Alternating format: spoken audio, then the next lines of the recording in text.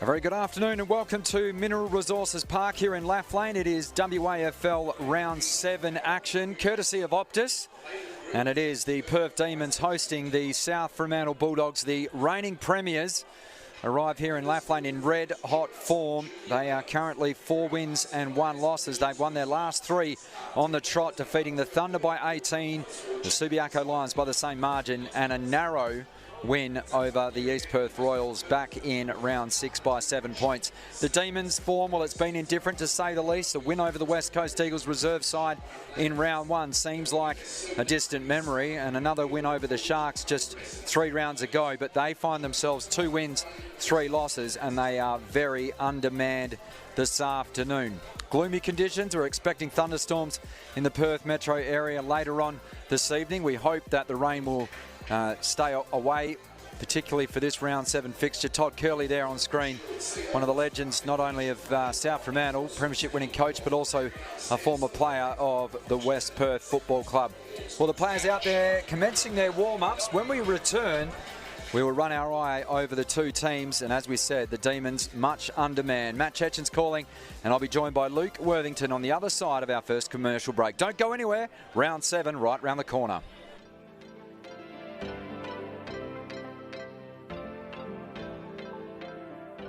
Alright, single Aussie, your double whopper cheese. And my triple whiskey river. Whopper your way. Choose single, double or triple and try the new Whiskey River Whopper with smoky barbecue sauce and angry onions. Whopper your way, your taste, your size. The burgers are better at Hungry Jack's.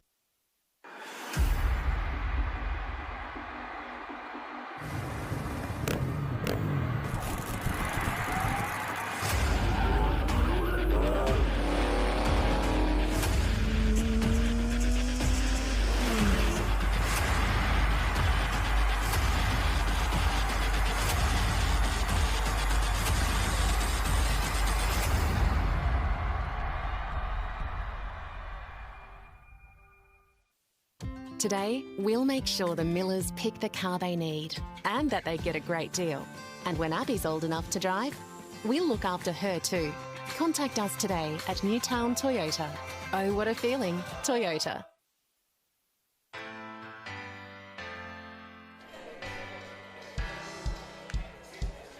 Crowd slowly starting to fill Mineral Resources Park for this OPTUS WAFL Round 7 contest. The Perth Demons playing host to the South Fremantle Bulldogs.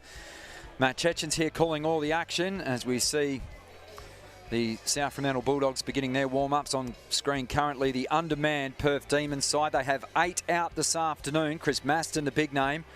He will miss the next 3 weeks of WAFL action with a stomach ulcer and also a respiratory illness. Unfortunately, they're still missing Fraser McInnes, their captain in Sinclair. Brant College has gone down with a hamstring injury, as well as Brady Gray, who's done an MCL. And Baldwin Wright is a big loss for them, the ruckman, so Christian Ayres will have to shoulder a lot of that load this afternoon. My co-commentator joining us in the call is Luke Worthington, and a very good afternoon to you, Luke. Hey Matt, how's it going? Big afternoon of footy ahead.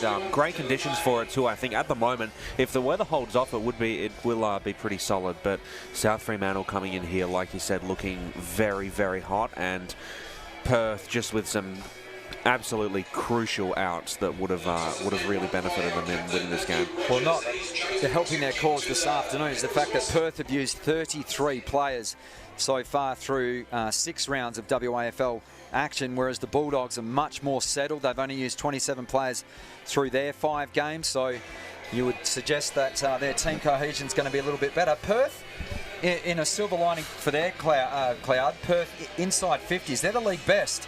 Quality and depth matters, and also the conversion rate is going to be crucial for their inside 50s. Yeah, absolutely, Matt. They've had a really solid season. We saw them play last round, which was prior to the state game, and they really put up a good showing that weekend against Peel Thunder, and were overrun by a side that had a number of Dockers playing in that game due to different suspensions, injuries, etc., and really stuck it to a team that had a number of good players in the list just for that 1 week.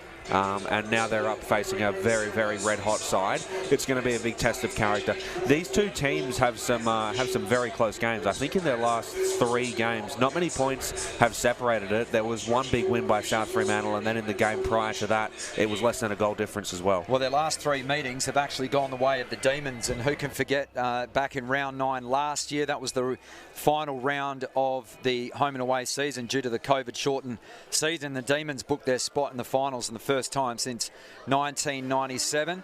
South Fremantle's last win over Perth back in 2018, and that was in round 20. So a late win back there for the Bulldogs seems like a distant memory. If we have a look at all time, however, it is the Bulldogs with the win and the clear edge over the Demons. They've played 344 times. South Fremantle edging that 187 to 157. So the Demons, as we said before the break, have defeated the West Coast Eagles. Mind you, every side that has run up against them has defeated them so far throughout the season, and a handy 30-point win against the Sharks, but they have been lackluster rather, to say the least.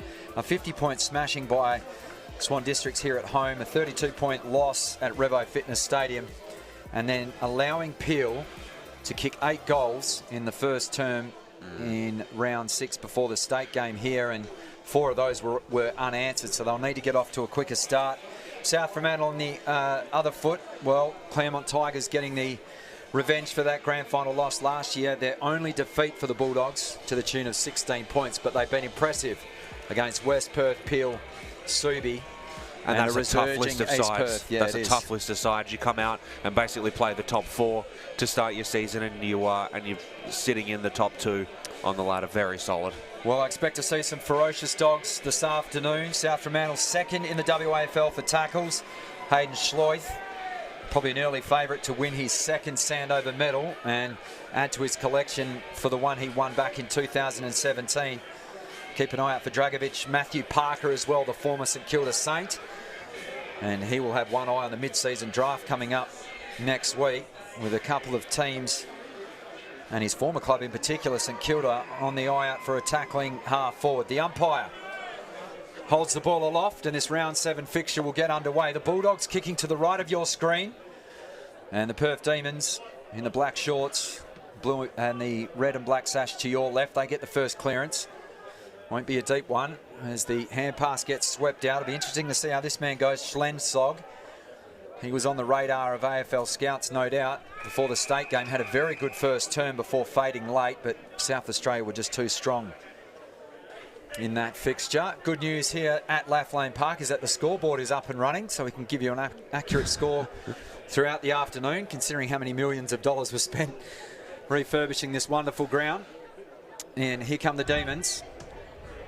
Straight up the chimney flute from Brent Edmonds, and that is a well-judged mark from Dalton Langlands.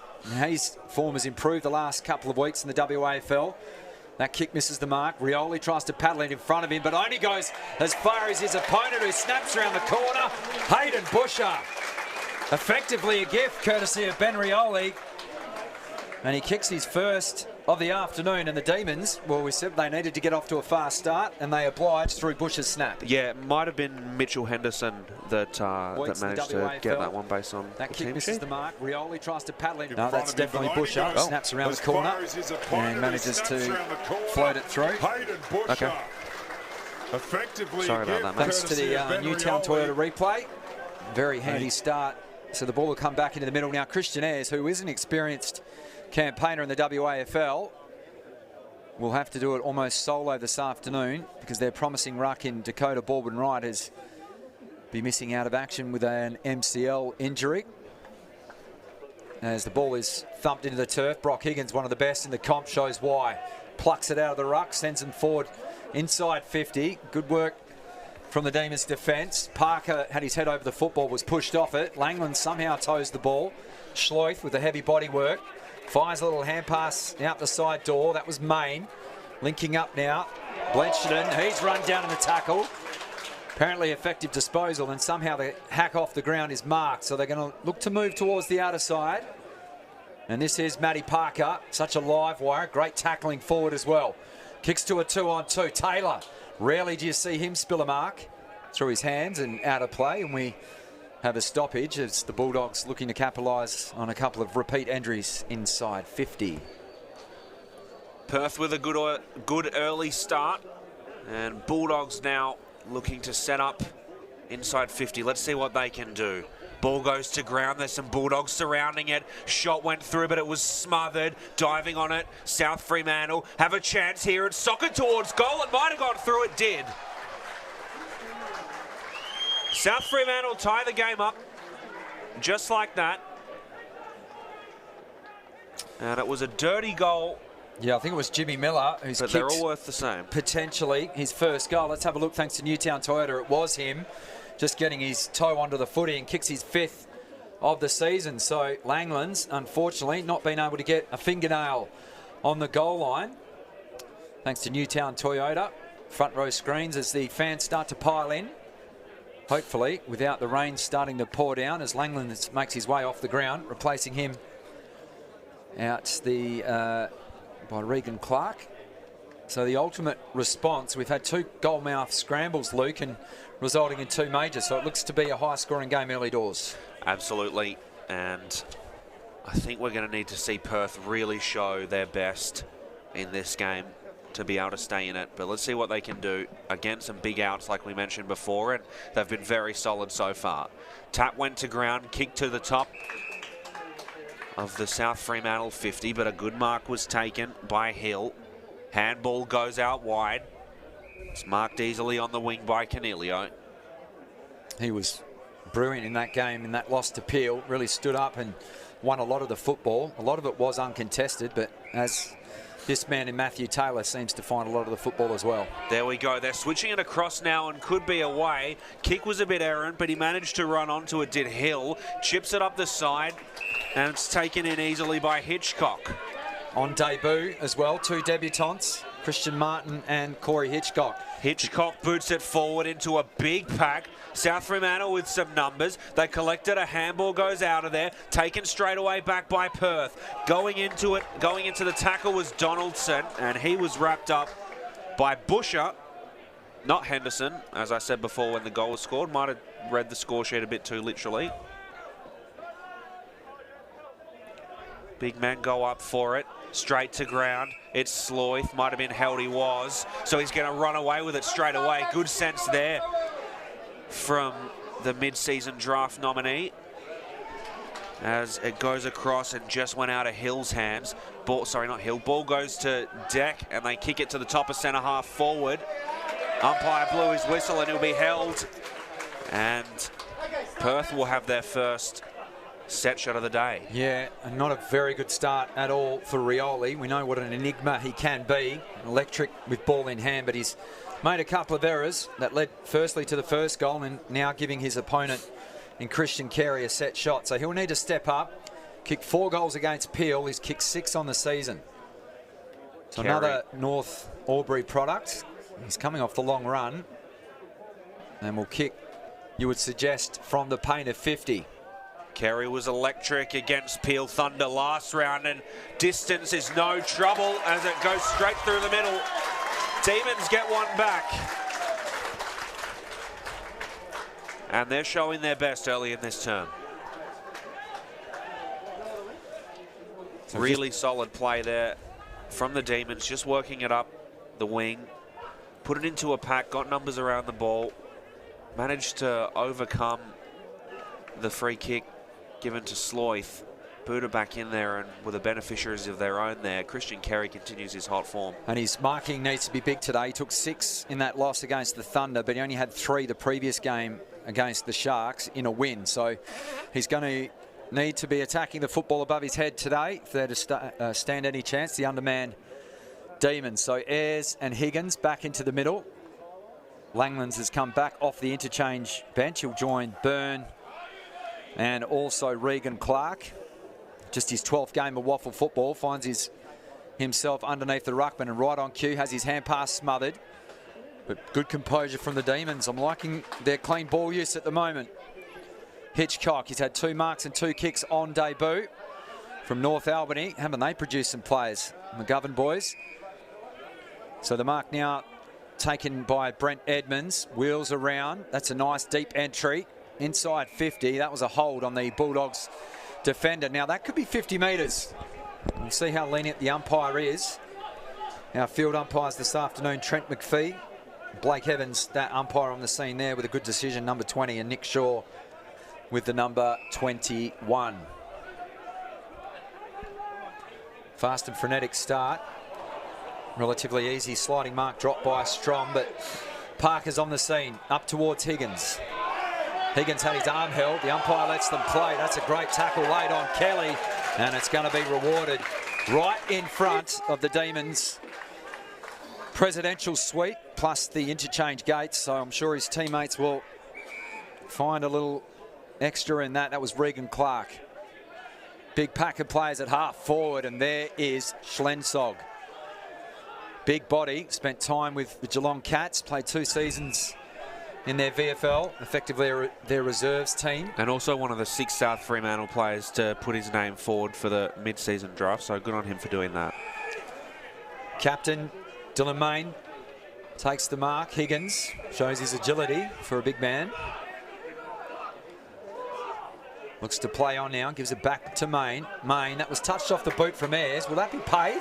No, it won't. Great decision from the umpire. Taylor has to go in. They force a contest. Onto the right boot now is Davis. And they look to rebound from half back. South Fremantle, a tough team to do that against. They look to move the ball quickly. Clark finds a teammate. Now they've got one over the top. Just fell short of Busher. Good spoil from Schlensog. He manages to butter up with a tackle as well. Is that prior opportunity?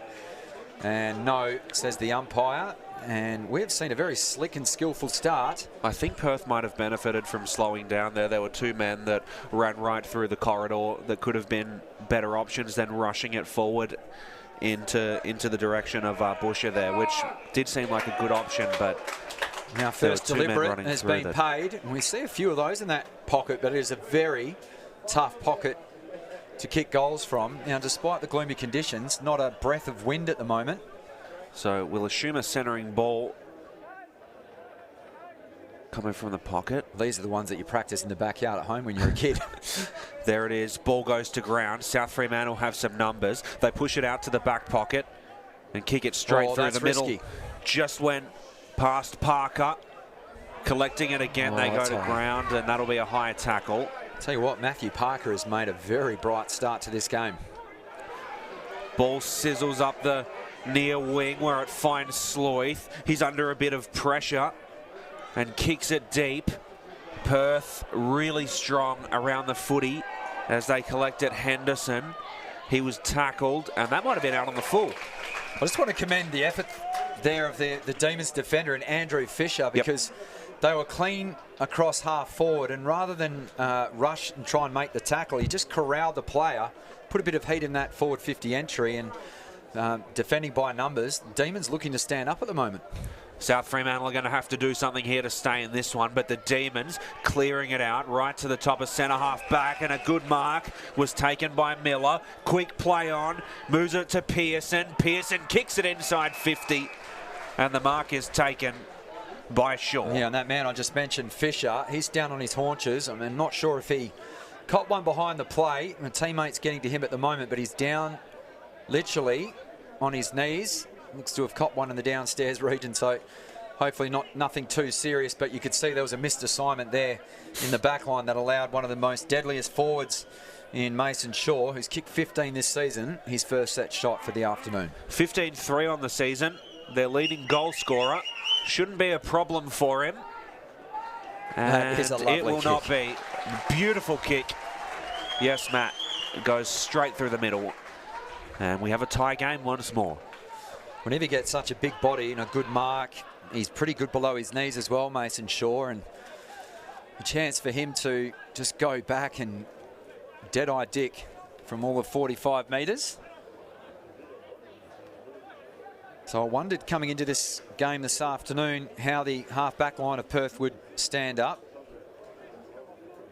Cody Ninyet's out there as well, wearing the number 9 jumper.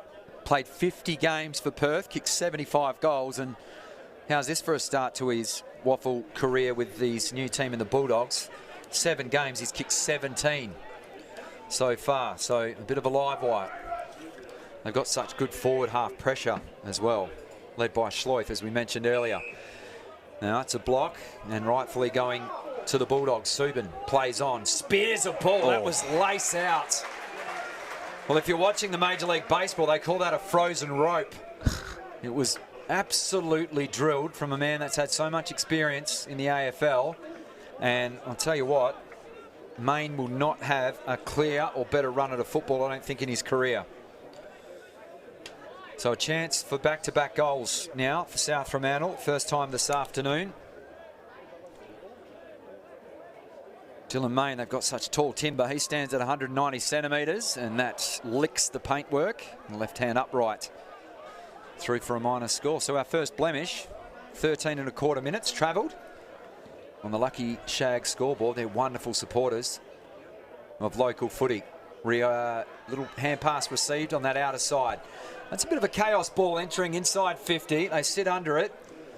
Zach Hill with a good punch. Ball tracks out towards the boundary line. And that wins out. Players running out of tarmac. Chance for another stoppage at the moment. We haven't seen many errors by hand or by foot. Early stages. Matt Chechen's here at Mineral Resources Park, joined by Luke Worthington. And thanks again to Front Row Screens. As Schleuf just tries to shrug a tackle. That's a centering ball. It'll go right to the teeth of goals. They sit down on it. Now there's a whistle, and it's high. It's going the way of the Bulldogs, much to the disgust of the locals here at Lathlane. Dylan Main, the man that has been adjudged to have been impeded. The umpire's putting him on a very sharp angle. So the Demons, they've repelled a lot of the onslaughts early stages for the Bulldogs. This will take Main's best effort as he wheels around, snaps around the body, makes it look easy, and puts that on to the roof of the West Coast Eagles' new headquarters. So the biggest lead of the afternoon to the Bulldogs, and a little bit of ill discipline from the Demons, giving away a free kick right in front of goals as we have a look at the Newtown Toyota replay. Toyota, get the Newtown feeling, and as easy as you like. Beautiful snap around the body. I've really liked South Fremantle's work deep in their attacking 50. It's been very solid so far. They've made the most of every opportunity they've had. They haven't been easy goals that have come, and that free kick, I think, showed they were the beneficiary of getting in those dirty areas and using their small forwards in appropriate situations. So 3 individual goal kickers so far for the Bulldogs. How will the Demons respond? Perfect bounce from the field umpire. Hacked out, 15 metres gain there. Up towards centre half forward. Dragovic stepping through. Now this is Parker. And see what he's got to offer around the footy. Nice little fake there. Chiselling ball towards Shaw. Over his head, up to Ninyet. He'll want to perform well on a ground he knows well. They can't corral him. Beautiful snap. How good was the vision? Cody Ninyet, take a bow. And helped out as well by the big talls. They are proving to be an enormous handful at the moment as he marks contested, running back with the flight of the ball.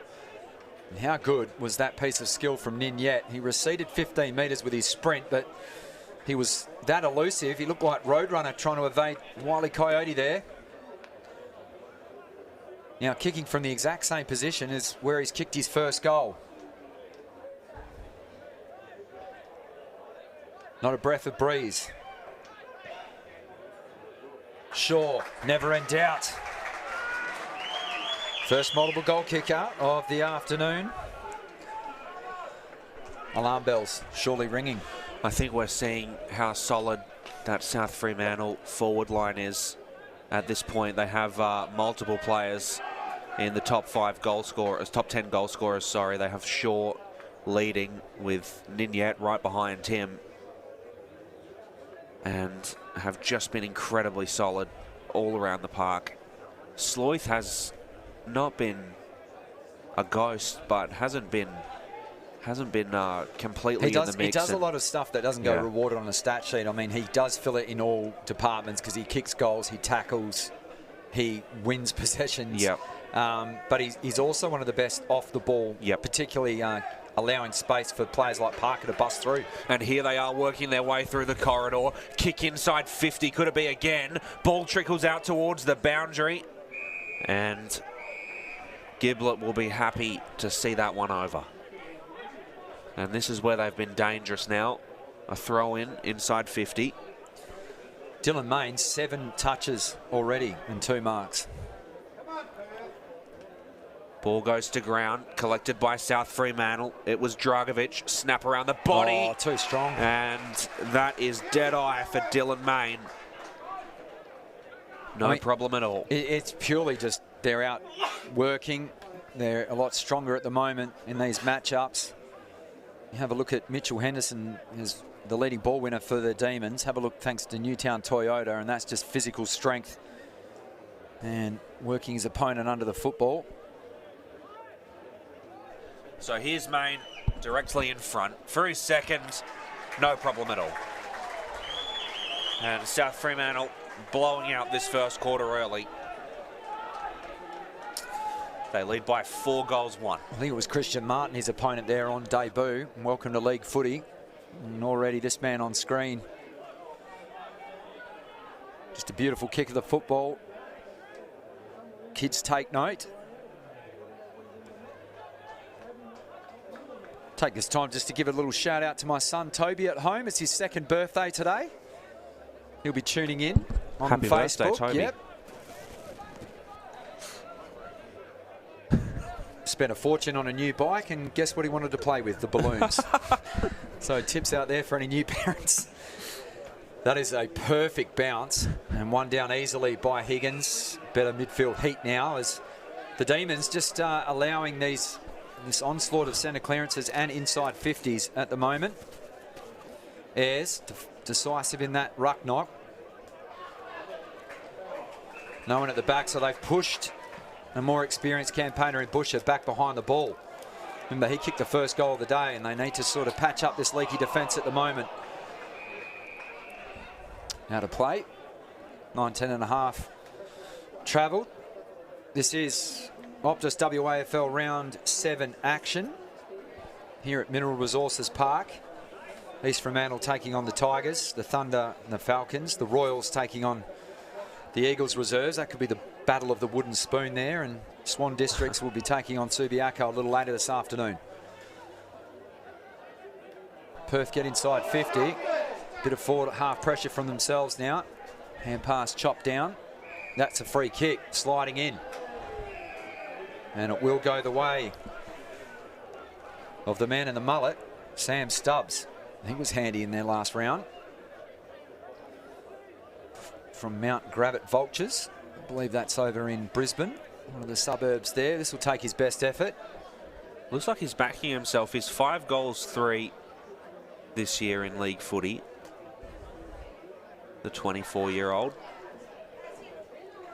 So does well to never drop below 15 disposals. Well, this to break a glut of 4 straight goals. And he says, Luke Worthington, don't ever doubt me again.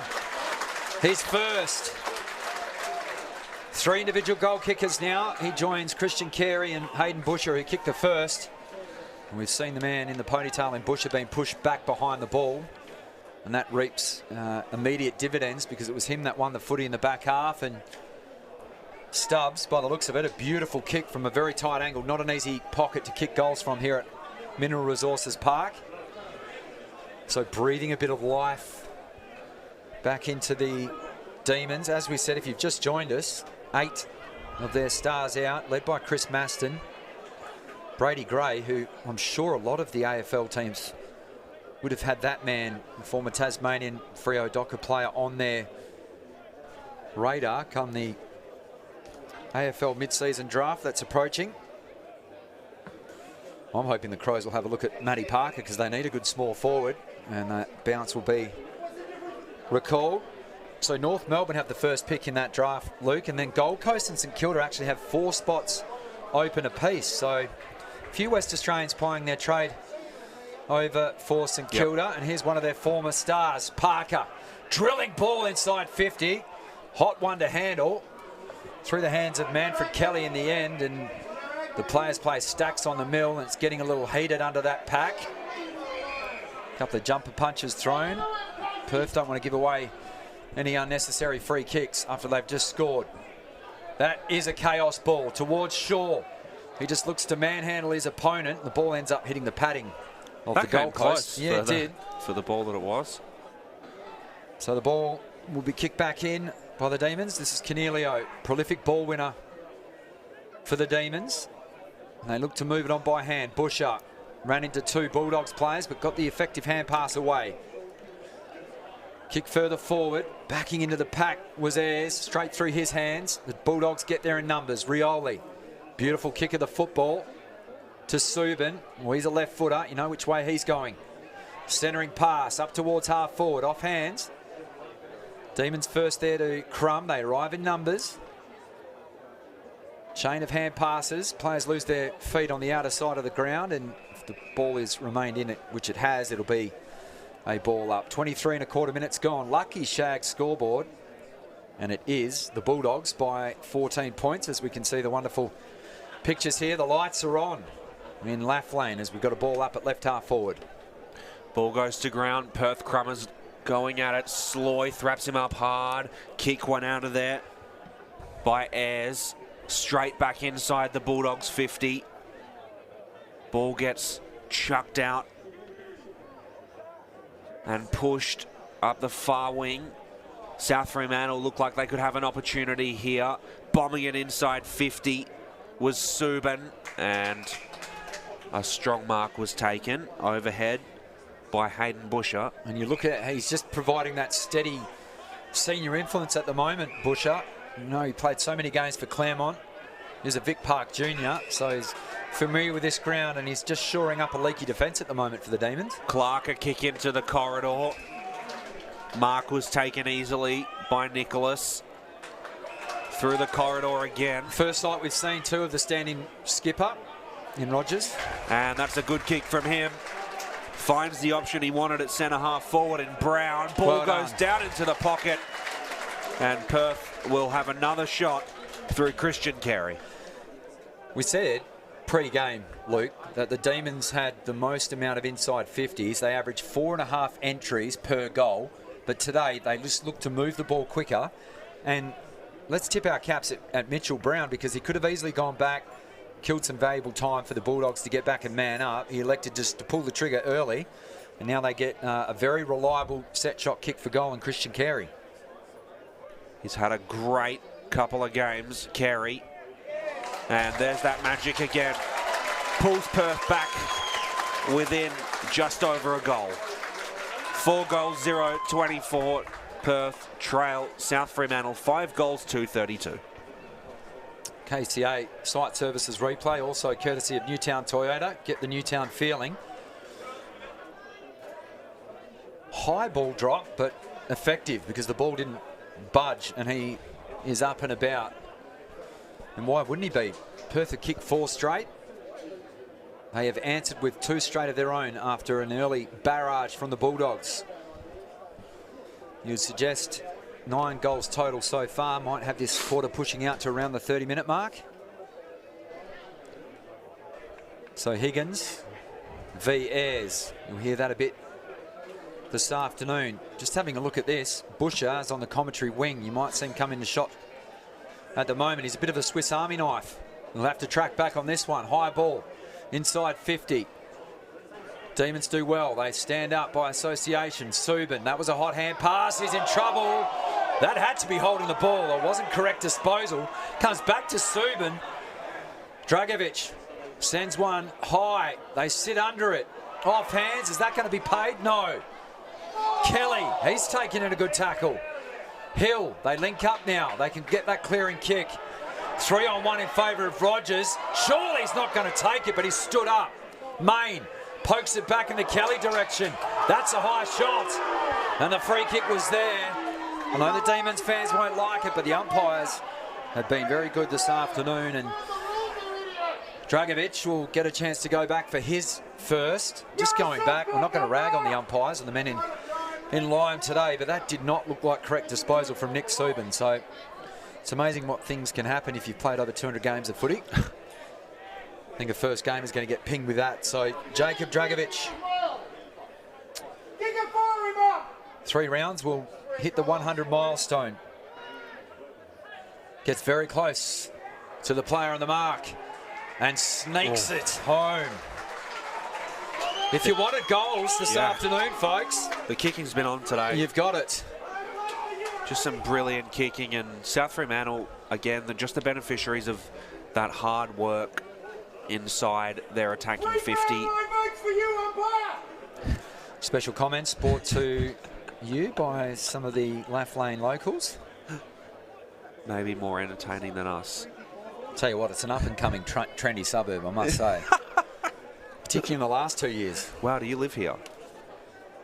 So Bush is back on this broadcast wing. You can have a look on the ball now is Byrne.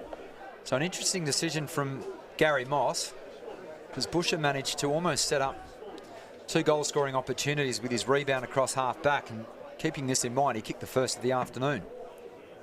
Ball goes up. Higgins went up for it, tapped it down, but Perth get it to their advantage. Sloyth was there. Ball went over the top and found Davis. Davis kicks it into space. Running onto it's Clark. Clark handballs it out wide. Kick was made by Fisher into a pack. Ball goes to ground. Collected on the wing, South Fremantle. Looking to get it out of trouble. Perth surrounding them, and they managed to wrap them up there. Might have been holding the ball, it wasn't. Byrne was the tackler. Sloyth goes to ground. And well, he was met head-on by Christian Ayres. I don't think it was anything malicious. As Brock Higgins coming in, that is David v. Goliath at the moment.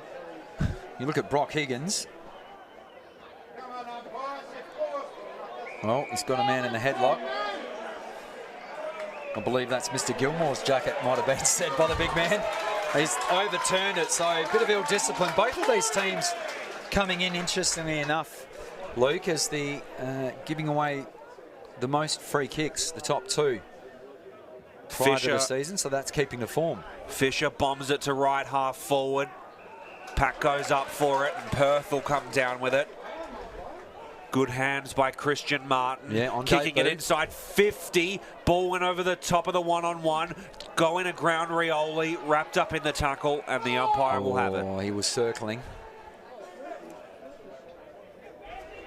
Perth needs something here. If they can get it, they'll go into halftime just trailing by 8 points. Higgins tapped it down. Main kicked it out of trouble. Running onto the ball. And it's going to be palmed out for South Fremantle. Overhead from Blenchinen. Kick inside 50 though from Perth, and they've got it. Maybe a kick on the siren here. It's Corey Hitchcock. On debut.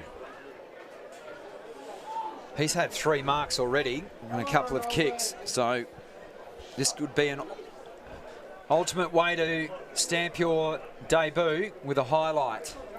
Played reserves for Claremont before coming to Perth. Kicked 8 goals for them in the reserves this year.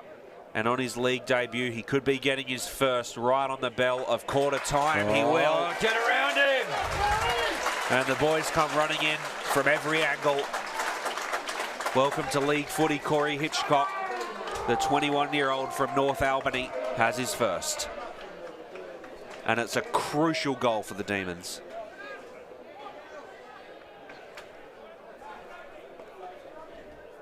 $11 goals, 2 kicked in gloomy conditions here. Just outstanding camera work again from our crew at front row screens. Absolutely.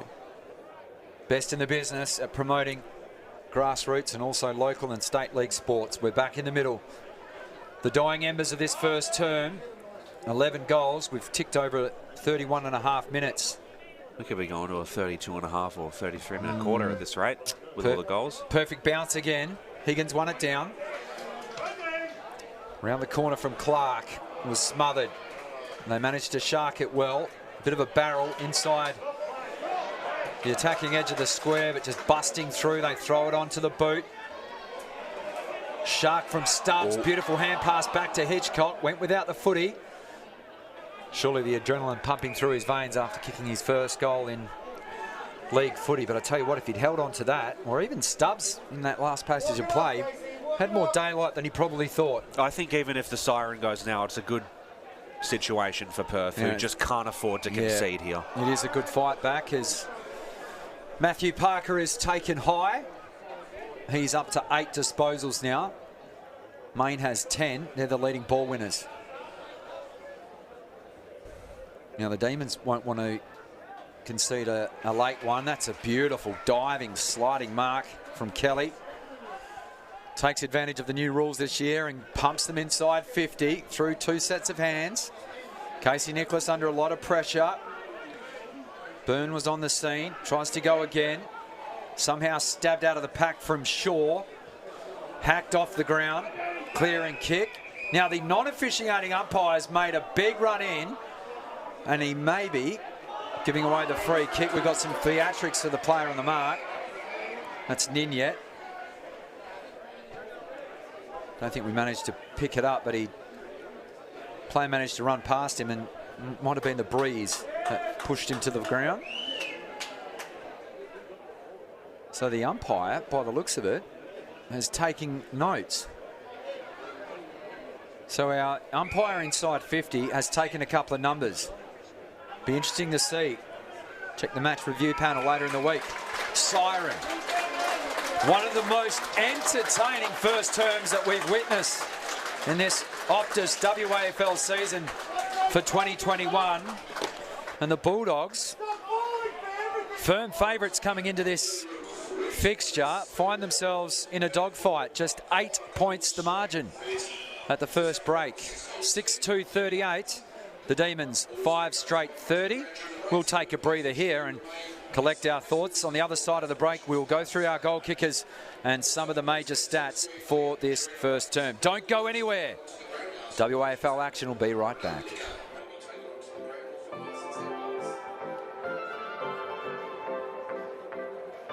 Today, we'll make sure the Millers pick the car they need and that they get a great deal. And when Abby's old enough to drive, we'll look after her too. Contact us today at Newtown Toyota. Oh, what a feeling. Toyota.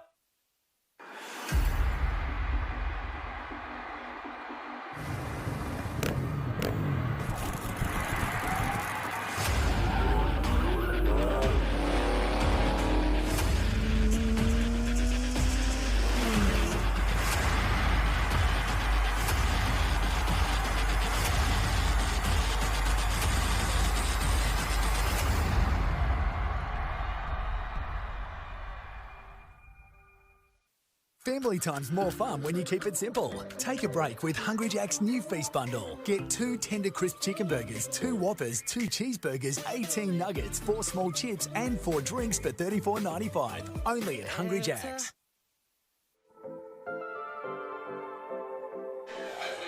Live pictures, Todd Curley,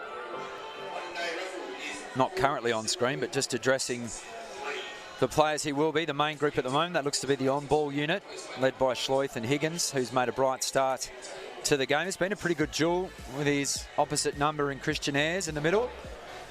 The Underman Demons are putting up a fight. If you've just joined us, where have you been? You've had 11 goals kicked here at Mineral Resources Park, Optus round 7 action, and the Bulldogs, the visiting team, as we have a look at some of the first term highlights. This was the first goal of a very entertaining first term by Hayden Busher, who's been Johnny on the spot for the Demons, playing on the wing, full forward and also at full back.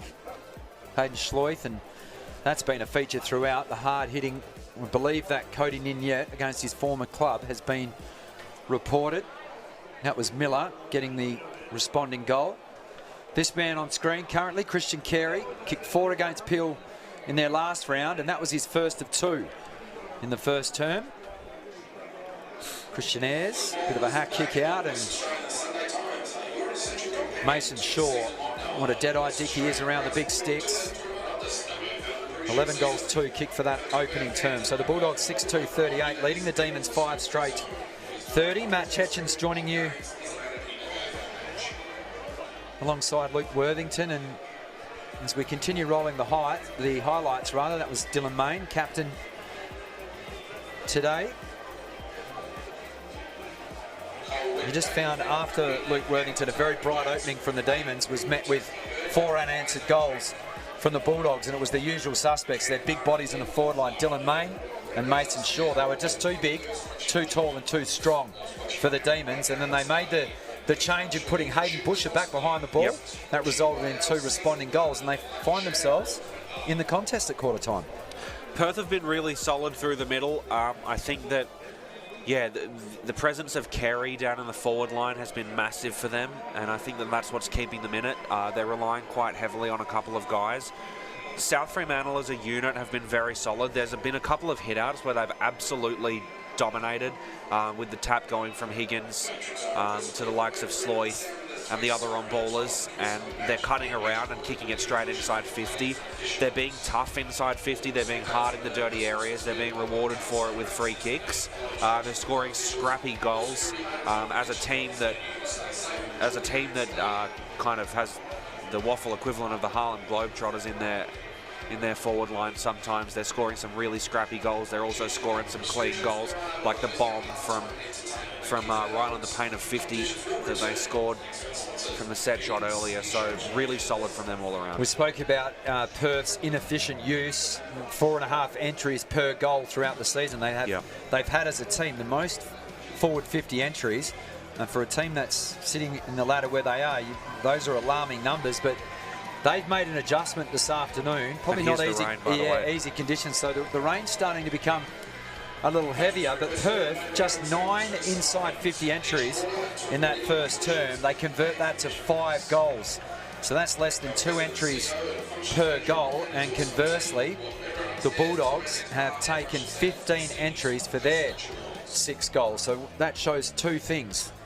Firstly, Perth obviously, clearly, more efficient inside 50, which is what they need to do. And secondly, South Fremantle may be overusing the football a little in their forward 50, or not getting as clean a ball use as what they would like. So some of the big numbers in this first term: Henderson, 7 disposals. He was excellent for the Demons. Busher found himself with 5 disposals, but they're sharing that possession load around through one term, are the Demons. Whereas the Bulldogs have been led by Dylan Main, 11 disposals, 2 goals. And also Matthew Parker, 7 touches. We believe that Cody Ninyet, who's just had the 1 kick and 1 hand pass, playing against his former side, he came in as the leading goal kicker through 6 rounds of the WAFL season, that he is on report for an incident late in the first term around the paint of attacking 50. So there's our wide shot. Healthy crowd, despite the conditions. I think the weather's only going to get worse. About to be played here as well. So we're back into the middle. The Bulldogs to the left of your screen. No real breeze to speak of. Higgins straight down the throat of his teammate in Bletchenden, but we'll have another reset next to the Bullseyes. High, and the free kick going the way of Higgins. Such a fantastic player, big tank, pretty good at ground level as well. Booms that one off a step. Through the hands of Strom in the forward line. And holding the ball is the decision. Looked as though that Demons defender got a clean disposal away, but the umpire didn't think so. So a little unfortunate there. Zach Hill gives away the free kick, and Mason Shaw will be licking his lips at this one. Kicked 1 in the opening term, so he's kicked 16 through now 7 rounds of WAFL action. 16-3, mind you. Just incredible. So kicking, bang in front. Never looked like it off the boot, and that is a rare miss. 16 off 20 attempts isn't bad. So the Demons will bring it back in. Burn. Jai Clark. Got the debutant over the top in Hitchcock. He has kicked his goal on debut. He can relax and ease his way into the game now. Big pack under this. Busher flew, but it was well sport from him as that ball trickles out of play.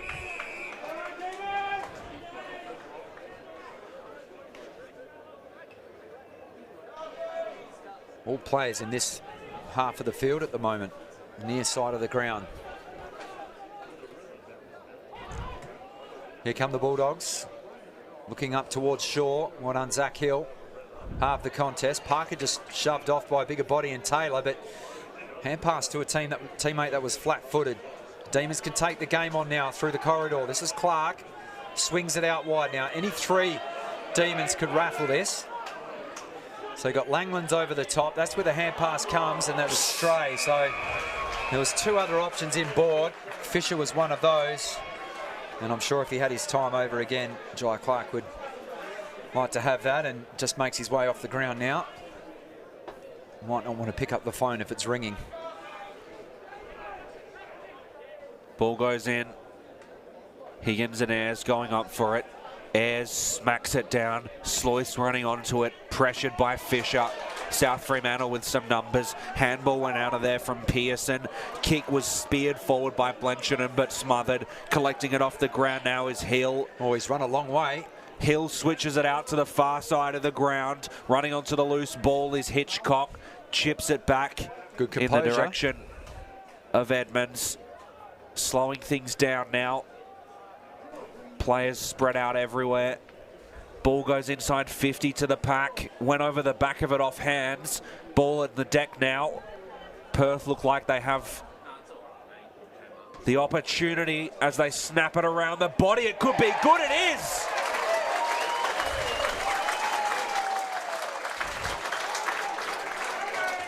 Christian Carey. Carey again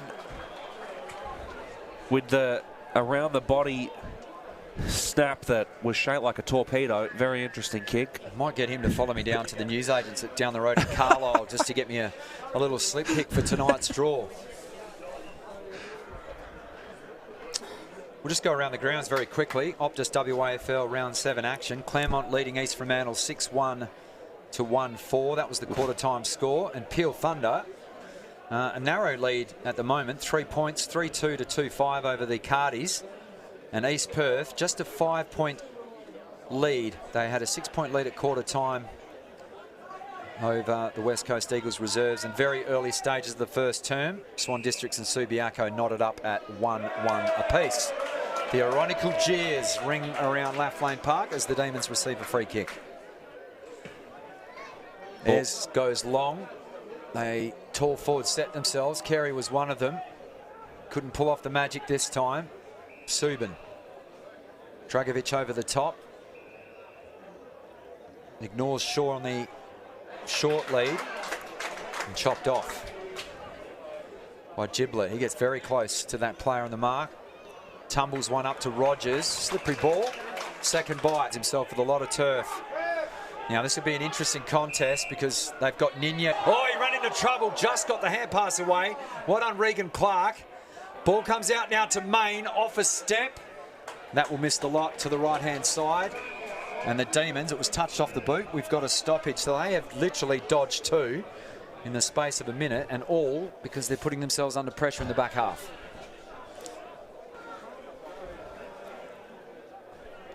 South Fremantle looking to extend their lead here. Ball goes to ground, collected nearly, spills out one more time. And they've dived on top of it, but it's come out of there again. Perth snapping it around was Canelio. And a strong pair of hands over the top. South Fremantle with the footy at right half forward.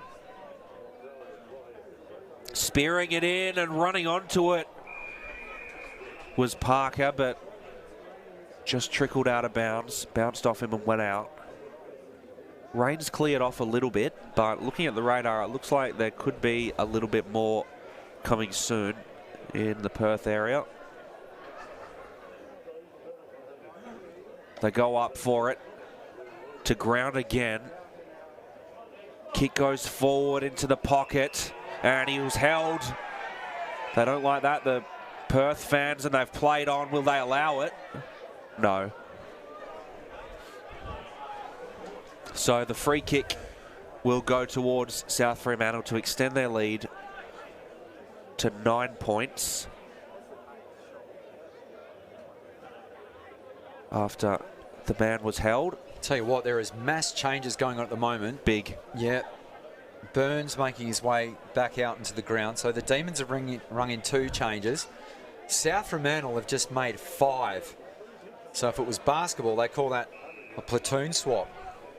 So Matthew Parker lining up for it, one of the leading candidates for the AFL mid-season draft in the WAFL. And it just missed to the right-hand side. I think that was some of the criticism laid at him as well, was his finishing at AFL level. He's a prodigious athlete. He's got a fantastic spring. I know that he's a big basketball fan as the Demons clear their lines. Through the hands. 3-on-1 favouring the Demons, but the boundary wins that battle.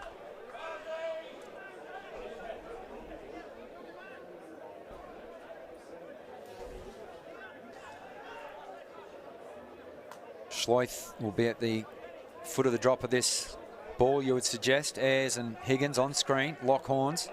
Higgins, lovely little tap down. In goes Main. Spun out of that contest without the football, but followed up with a beautiful smother right on the bootlaces of Ayres. Oh, that was Kelly. He dropped that. Incorrect disposal. He's come to life, Andrew Fisher. I've liked his game so far.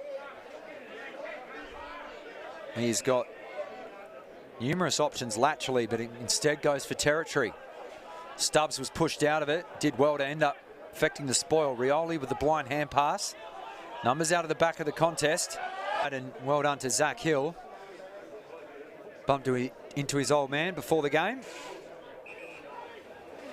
One of the Fetty's footy products. Alistair Smith, another one that's played at AFL level. Off a series of hands, so the mark can't be paid. 12 minutes on the Lucky Shag scoreboard have elapsed. Almost kicking in danger. Ninyet, hand passed it inboard, and the Bulldogs player had dropped an incorrect disposal of the footy. That's their 5th holding the ball decision of this term. Clark picks the right option. Service is short. Wheels around. Looking up to Carey. Slap from his clutches. Hot hand pass coming out now. Stepping through traffic is Pearson. Has to kick hurriedly. This is Busher v Ninyet. Busher wins out. Straight off the boot, you like. Kick favoured the taller player for the Demons. I've seen a bit of this today, Ninyet. And it won't be 50 this time. Ball in the hand of Jai Clark. 2 points the margin. Bulldogs player held off the footy, not paid. Main crashes through. Carey there again to lay the heavy hand. Bulldogs, they did that beautifully. Linking up across half back. Diving attempt at a smother, and Busher reading the drop of the footy yet again. We've seen this throughout the afternoon. Little peeling 45-degree kicks. We've got another one coming here. Nice catch from Edmonds in the gully. They play on. Busher pushed as he kicked. Straight down the throat of Flensog. His disposal's neat. Stephen Edwards. Well-weighted kick. Now Ninyet is over the top. Busher's tracking back now for this next kick, and that's where it goes. So Busher, this time outmarked. So Ninyet just using that spring, and Busher, who's had 2 intercept marks in the space of 2 minutes. Unfortunately, Luke couldn't do anything about that one. No, a really strong overhead mark there. Ninyet played in the state game last week. And against his old club, here he is again.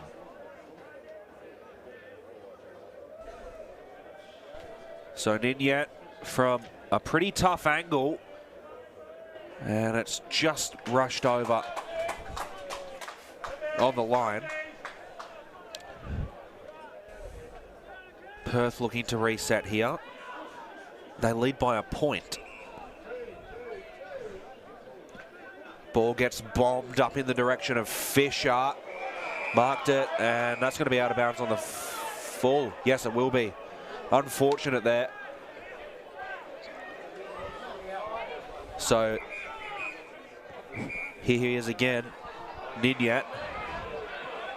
And I didn't like that once more. South Fremantle getting numbers down in the 50. Bombs it into a pack. Who's going to come up with it? Higgins was in there. There he is with hands on the footy. Got tapped down. And McCarthy's kick. So it takes a fair bit of effort to impede Higgins, but he definitely was on that occasion. So the Demons defenders got away with one there on the tall timber.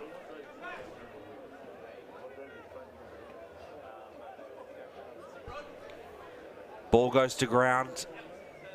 Diving on it, Perth. Kicked over the top of Donaldson.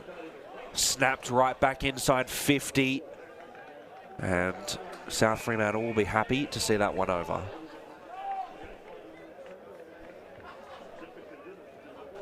South Fremantle have been strong during stoppages in their own 50. Tap down. Bombed straight out of there by Fisher. Into a 2-on-2 contest. More bodies around the footy. Comes out the back of the pack. Still trickling around inside there. Bodies everywhere.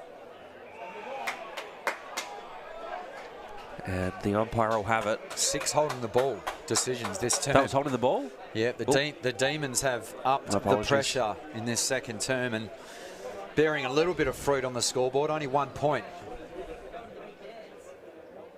So what can they do here, Perth? Been under a bit of pressure in the last couple of minutes. Bombing it up the far side of the ground into a big pack. Numbers converging on the footy. Collected off the deck by Wilson. Trickling around. Ball might be a bit slippery at the moment based on the way that they're playing. Perth fans begging for another holding the ball decision. Wasn't going to come. Dylan Main, 17 disposals. Chad Pearson has 9, as does Zach Strom, leading the way for the Bulldogs. Lovely little tap down from Higgins. Kicked up towards Schloy. Fisher's had a good turn. This time, however, he allows Schloy the soccer forward. Over the head of Taylor in the middle of the ground. Still room to operate. Wants to get rid of that quicker because Miller ran him down. The advantage is going to be paid. Ends up back in the hands of Kelly. And they kick forward. That's through the hands of Busher. He's marked everything else today. Ninyet dealt with heavily off the ball. The umpire lets them play. Edmonds to Byrne. Floats one into the hands of Zach. Interesting mark attempt. In front of Shaw. Beautiful ball. Mitch Brown. Had a goal assist earlier in the term, and that one is a beauty, isn't it? Onto the chest of Christian Carey, and everything he's touched this afternoon straight at the right-hand goal post with his natural kicking arc. He just loads up and keeps it skinny through for a minus score. 7-1, the first blemish for the Demon. The bootlaces of the Bulldogs at the moment, and their tackling pressure's been superb in this set. Come a little livelier. He only had 2 disposals in that first term and was reported. Looking for Schloith, falls short of him, and looking for Ayres, got shoved under it, and that was definitely Ayres, the big man. I think their ruck stocks are looking pretty good. McInnes out with that peck.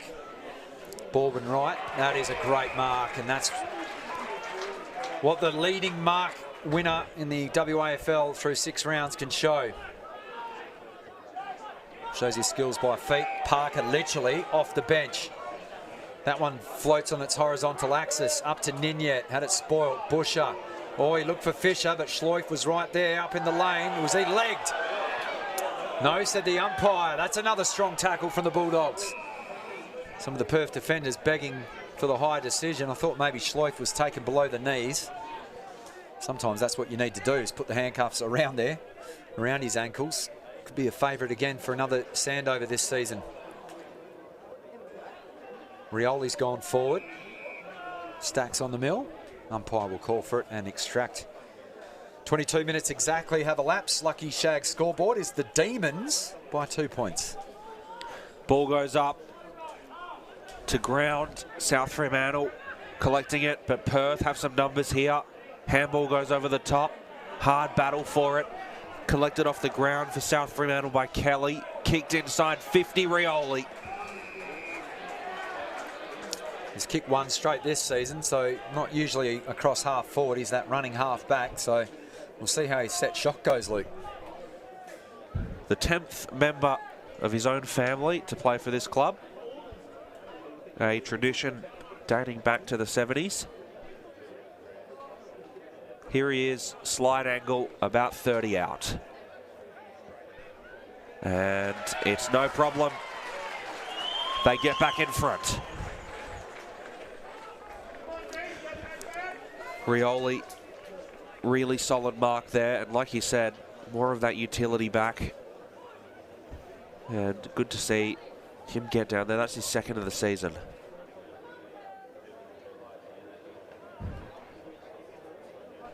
So, Perth need to get back in it. Scoreboard pressure's been solid from them.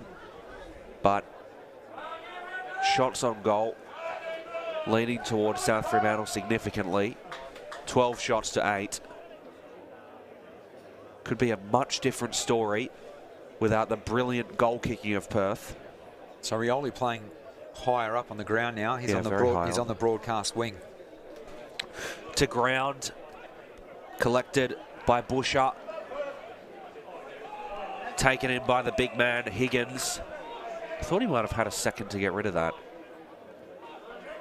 For a second, I thought he grabbed his knee then. I was thinking it didn't look good, but just awkwardly fell on the footy. Looks to be okay.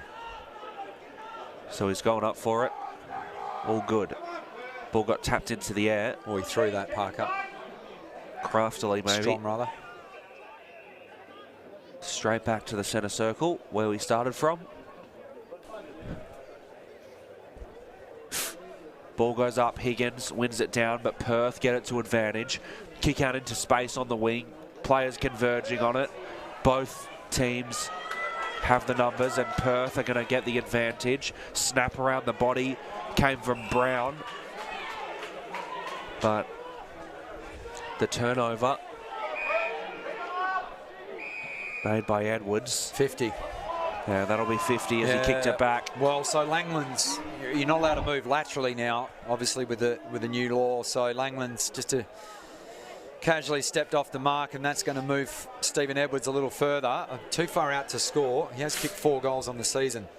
Parker running past, looking for the hand pass. So he gets very close to Byrne and just sets it up. Higgins makes a lot of ground. Can he do it at ground level? So clean below his knees, but Steam Train couldn't pump the brakes in time and carries the ball over the paint of the boundary. 7-5 to 7-1, that margin 4 points. Lucky Shag's scoreboard. After we had 11 goals kicked in the opening term, we've had just 3, 2 to the right of your screen. Players come piling in. Another reset. So Higgins, been pushed forward for a rest. Doesn't look so by the looks of it. He had to chase a ball 20 metres to the boundary line and now has to recommence the hostilities with Ayres. Bouncing football. Bodies get pinballed around. They just hack it off the ground. That's a 55-metre soccer, if you don't mind. Good composure shown by Blaine Wilson. Links up with Edwards. He's had plenty of the footy in this term. They just recede a little bit of ground on the outer side and needlessly turn it over back into Perth hands. And they could be out now. So over the top to Christian Martin. Now this could be a goal on debut for him as well. Vacant square, and he's missed to the left-hand side. Had really nothing forward of the ball. Maybe Stubbs in the middle, but he was I think that was the option, under yes. a bit of attention. Yeah, and he just backed himself in, and that's what you want from the younger players. Yep. Yeah. Yep. 3 points, the lead now of the Bulldogs. Edwards looks to bring the ball back in. Good overhead is Blaine Wilson. One-on-one battle. Strom straight through his hands. Giblet laces the hand pass. Is that ball kept in play? Boundary umpire right on the scene. And we have the siren. Through all of that, wasn't blown very hard, but it is half time. It was. We only had 3 goals kicked in that term. So the Perth Demons have managed to fight back of some sorts. An 8-point deficit they had at quarter time. It was the Bulldogs 6-2, 38 leading Perth 5 straight. They've reduced that now to just 3 points. So the half-time score, South Fremantle 7-5, 47, and the Demons 7 goals to 44. As we get to the main break, teams will huddle up.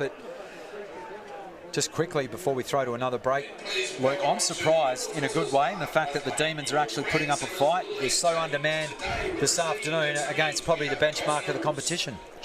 Yeah, absolutely. We saw them do it last year against this team. For whatever reason, they seem to come up in the big time against South Fremantle. Really solid performance from them so far. Carey has helped significantly, and so's Fisher. We can just go through some of the leading ball getters. Yep. On the other side of this break. Yep. So we'll go to a quick commercial. When we come back, we'll go through those numbers, take you around the grounds in OPTUS WAFL season for 2021. It is round 7. And the Demons fighting back, but it's still the Bulldogs barking at half-time. That margin, 3 points. We'll be right back.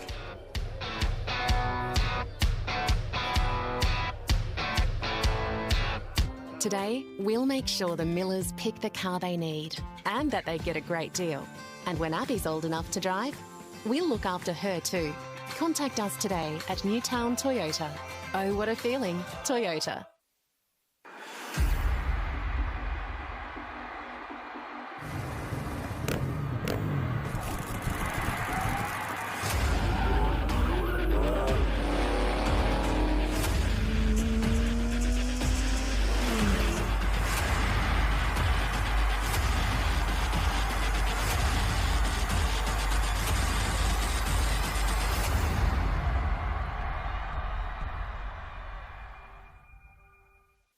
Family time's more fun when you keep it simple. Take a break with Hungry Jack's new feast bundle. Get 2 tender crisp chicken burgers, 2 Whoppers, 2 cheeseburgers, 18 nuggets, 4 small chips and 4 drinks for $34.95. Only at Hungry Jack's.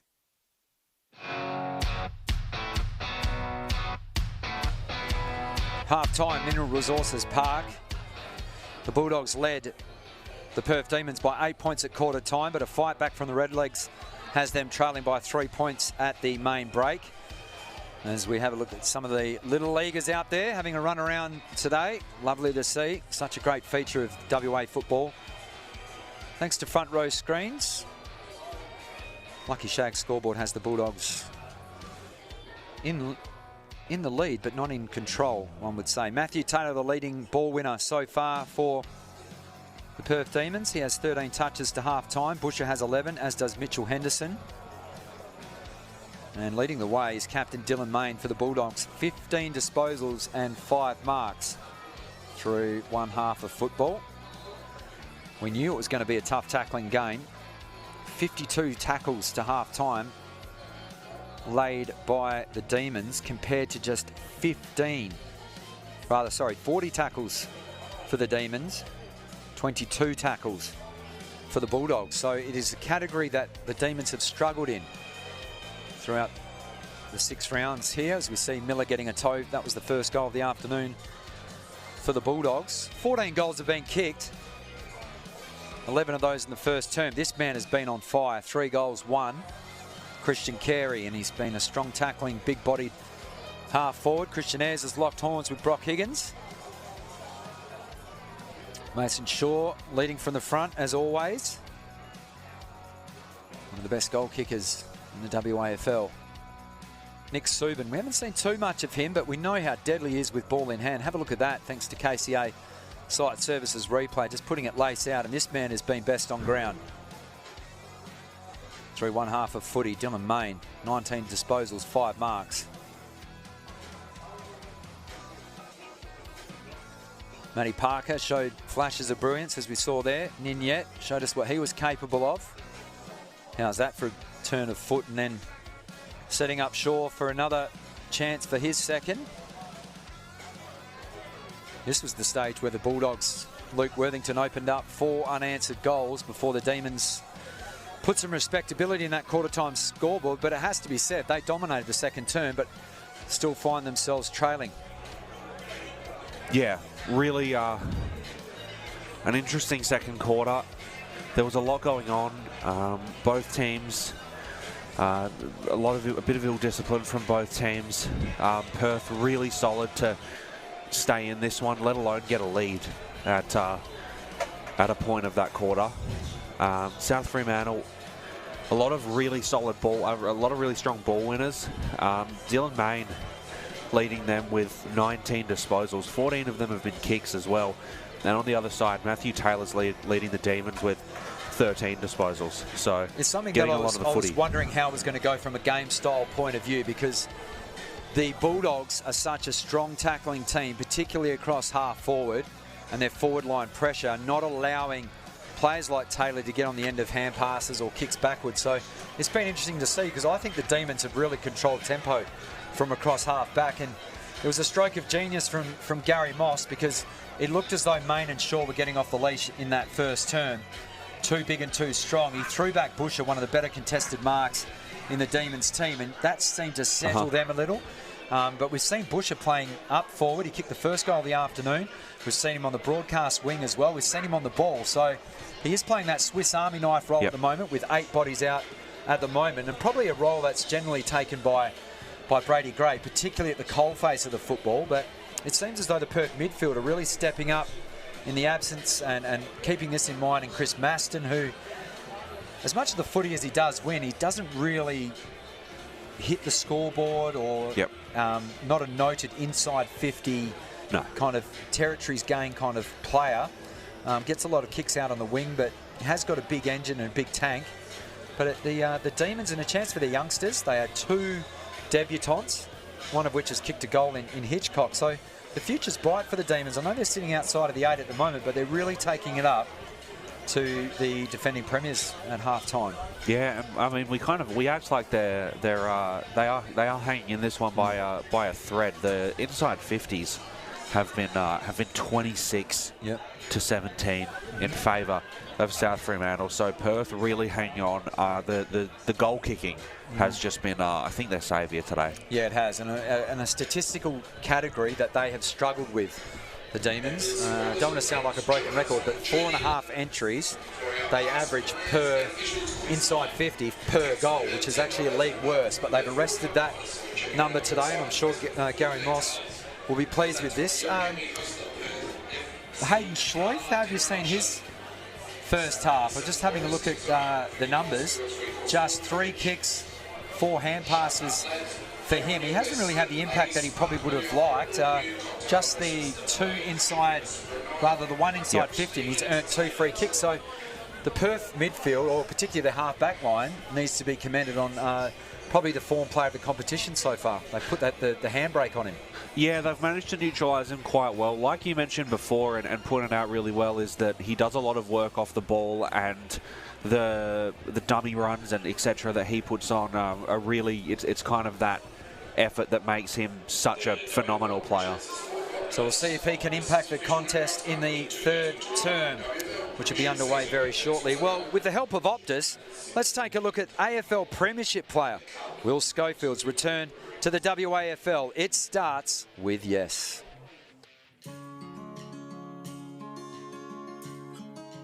I started my career here in Western Australia. I played most of my first year at Peel. It was kind of a good transition between junior footy for me and then AFL. It was that middle ground where I sort of grew up a little bit, and it was why I was keen on coming back here. I really felt like that did have a lot to do with me developing not only as a footballer but as a man. So Hawthorn have done it. Probably took a long time to get over 2015. When you make a grand final, I think it's the best thing ever, and then when you lose it, you realise it actually could be the worst day of your life. 2015 was just a horrible day. It took almost 3 years to get back there. 2018 was life-defining for me. My best mate was killed in a bike accident. After round 1, went to the funeral in Victoria. Pretty much considered not coming back to AFL. I had my first child in June of that year, so that was a real wake-up call for me, and it was great. Fatherhood, changed me a lot. It was a huge roller coaster ride for me that year. Really feeling like my whole AFL life, it was all just gone, and I missed the opportunity. I was not going to get the opportunity to validate my work by playing in a premiership. I wanted that opportunity to, in my mind, validate my worth as a player, but as a person. The Eagle has landed for the Premiers in 2018. Having won, it certainly helped that, but I've definitely come to realise your value isn't what you are as a player, it's what you are as a person. Yeah, well, really, when Scully decided to finish up playing at AFL level, I think he was lured naturally back to Peel, because this is where he played his football before he played AFL, and he felt the sense of the community down here, and he's got a young family. So from what I can understand, it was quite an easy decision for Will to come back to the club, and yeah, we're definitely thankful that we've got him. Like sort of any player that comes out of the AFL, you're exposed to an elite level of everything really that comes with AFL. Training, diet, mentality, you name it, we've seen it at AFL level. So I guess some guys go into coaching, and not really for me. I don't really see myself as a coach, but I do like teaching, and I like leading young men. I know he's really optimistic about the young talent that's coming through here at the club. So it's been great for him to run our emerging leaders program with our Colts and our senior emerging leaders. There's no doubt that he'll help those guys develop. Do it fortnightly. We work through everything I've learned as an AFL footballer. So it's a little bit of a masterclass for them on leadership, but really it's about being a better man and leading better as a person, understanding yourself and giving you a platform to succeed. If the guys go out and get drafted, I'd be proud, but it would be awesome to see. But if they come out and they've learned something and they're able to be a better person outside the footy club, well, I've probably played my role.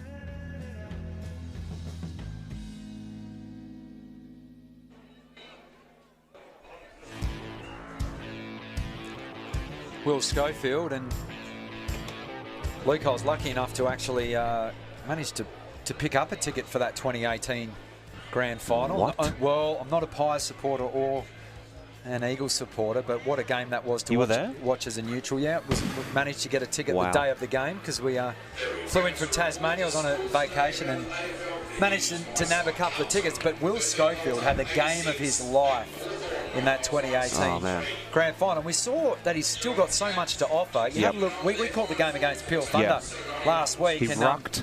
Arguably, one of the best on ground, and was an elite 400 or 800 metre runner, I believe, back in high school or back in the youth sort of ranks, and he's just got such a big tank, and don't want to be an ageist at all, me being 41 and all, but what a tank he's got for a player that's retired from the AFL, and the experience that he can bring to Peel Thunder. Just before we go to another break, I'll take you around the grounds. Round 7, Optus WAFL season for 2021. It is the Tigers comfortably at New Choice Homes Park over East Fremantle. 8 goals 3, 51 the Tigers. The Sharks 3-6, 24. At David Gray's Arena, West Perth have turned their fortunes around. They now lead the Thunder 7-7, 49 to the Thunder's 4-4, 28. So that margin 21 points at half time. And East Perth against West Coast, two pretty evenly matched teams by form. Not trying to put down either of those teams, but they're facts. And it is the Royals looking to register their first win of the season. Oh, wow. And they've been on the improve. I mean, they were pretty close to the Bulldogs back in round 6, but 4-3-27 the Royals over the Eagles reserves team. We know how unsettled that lineup is. 1-4-10. So the margin there, 16 points at half time. And 9 minutes have elapsed in the the second term at Still Blue Oval, and it is the Lions by 17 points, 6-2 to 3-3 against Swan Districts. Our final break of this half-time interval. Likely Richmond won't select, you would think. Sydney, highly unlikely. The Bulldogs don't have one, and nor do the Eagles. But you have a look at Gold Coast. They've got 4 spots on offer. Their priority is probably in the ruck and a tall forward. And if Hawthorn will be sniffing around potentially for a tall forward, as we saw Jonathan Patton retire earlier this season. Melbourne, I'll tell you what, if the player gets picked up by them, you would suggest they take Jacob Edwards. The Saints have 4 spots, and that's interesting as far as this game goes, and for the Waffle, because they need probably a half forward or a ruck. We know that they've got so many injuries there, but Matthew Parker's nominated, a former St Kilda player. First in the competition for inside 50s.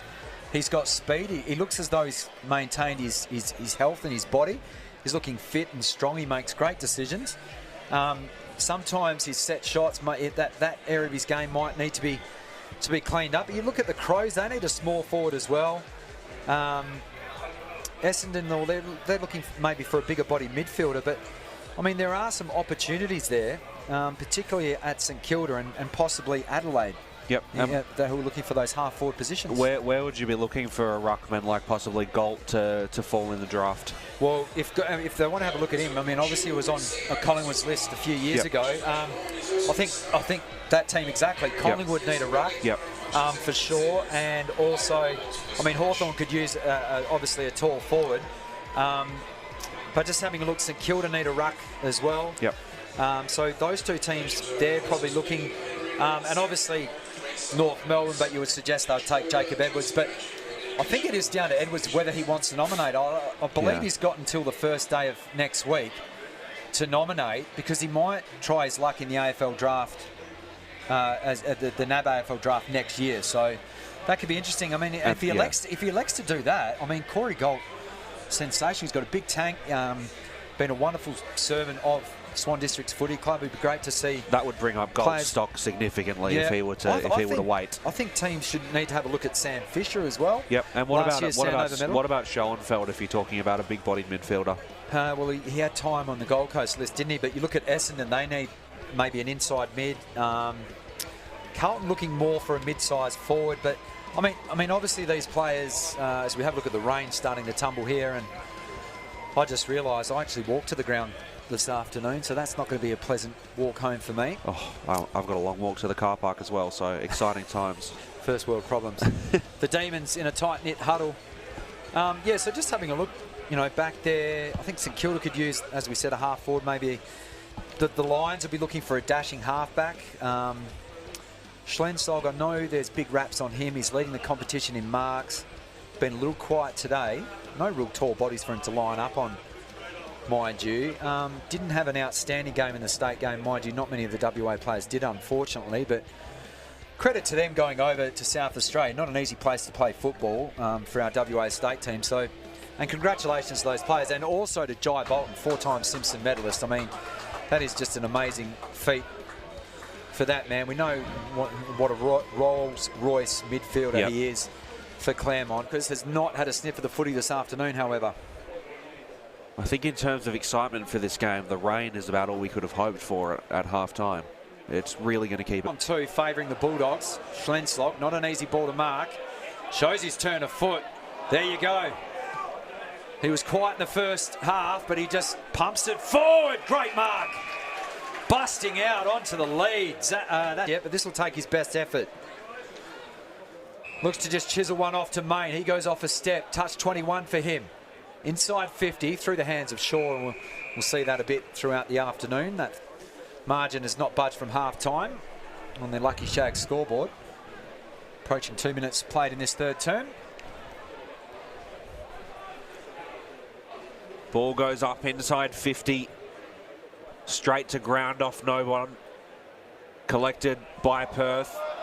Footy slippery. Couldn't get it off the boot. No one able to take full control of it. South Fremantle now a snap around the body, but not before the whistle was blown. Was the Demons player that was held. Canelio. 26 disposals last week, Canelio. Doesn't have any goals on the season, but he's been keeping those numbers high.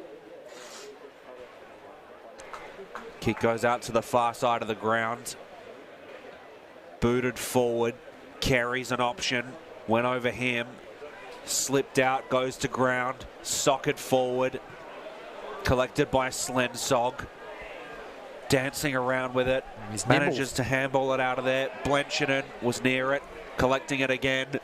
Booting it out of trouble. Rioli's running onto it. But it'll be taken in by Davis. And pushed inside. Nearly touched over the line. Just a couple of quick shout-outs to some of our viewers this afternoon. Rita Baldwin, Troy Devereaux, thanks for joining us. Karen Henderson, maybe related to Mitch Henderson, if you are. York is a lovely part of the world. Spent a bit of time there. Fiona Nellis. Fraser Gilmore, shout out to you. And Natalie Hahn, thanks for your company throughout the afternoon. Keep it dialed in because the Redlegs are on form this afternoon. Booted inside 50. Off hands, goes to ground. Nearly rushed through, handballed out to the back pocket for South Freo, and it goes over the line. Now you saw the Demons, they were much cleaner coming inside 50. They can't afford now with a wet football to just put it on the head of Schlensog and hope for the best because he's going to outmark them or at least get his fist through the footy. So the Demons are going to need to adjust that area of their game if they want to get some clean possession like they have in the first half inside 50. Higgins tapped it to ground and... high shot. Yeah, he was taken high. So some control amongst all the chaos in these wet conditions now. Kicked up the far side of the ground. Higgins was there. Couldn't take it overhead. Slipped out of there. Brown was in the mix, but it's gone out one more time. Just over the opposite end entrance. Going up for it again. Ayres tapped it down himself, tried to run onto it, got muscled off the footy. Higgins brings it in. Umpire will have this one again. 7-3-45 trails 7-5-47. South Fremantle. Taylor tracks the footy back too. How will it bounce? Kindly for the Demons. Brilliant stuff again from Jai Clark. That is two brilliant moments from him. You'll like looking at that footage through the week. I'm sure the coaching staff will too. They move it to the bullseyes. Edmonds transfers play. Far side of the ground now into the hands of Fisher. Carey asking for the ball on 50, but no one's on the mark, so he can just wheel around. Kicks to the pocket. Spots the teammate. That's Stubbs on the outer side. Now, he kicked one from this exact position in the opening term. Now, this will be harder with a waterlogged footy. But if you go on previous form, a bit like the PGA Tour, guys that are off the tee are generally good. You enjoy the PGA Tour, don't you? Any sport. And speaking of covering sport, front row screens, they do it all. Motorsport, footy. Stubbs this time just couldn't do it. It was skinny, but he gave it a great effort. So 9-iron? Yeah, through for a minor score. He's been a good addition to the Demons. They've had a few outs and player turnovers from last season. Corey Yeo back, played his second game in the reserves today. Not sure of the numbers, but it'd be great to see the former skipper back in action. Bit of a pinball now. Kicked around the corner. Busher dropped it. He's set upon. Hand passed it straight to Shaw. Toes it to Ninyet. Ninyet thought he was a volleyballer to Schleith. It all worked out in the end. Until that kick and bit of a drop mark. That's going to open the door. And I'll tell you what, folks. Maybe we can get Matty Williamson in the truck to run the Benny Hill music, because that was a comedy of errors on both teams as we end up finding a throw in. But the fans appreciating it. And you can't fault the players' effort because that ball is slippery. So it comes in. Shaw will do the ruck work. Busting through was Ninyet. Subin. Little hand pass and a high shot. Unfortunately, Casey Nicholas overzealous in his tackle and has given away the free kick, and a golden opportunity for the first goal of this third term. Brandon Donaldson to hit the scoreboard. Kicked 5 goals, 4. Pretty diminutive player, as you can see, 170 centimetres, just 65 kilograms. He'll be welcoming the rain. He might be up to 67 now, dripping wet. Let's see how his finish is. From Kwinana Junior Footy Club, his 68th game.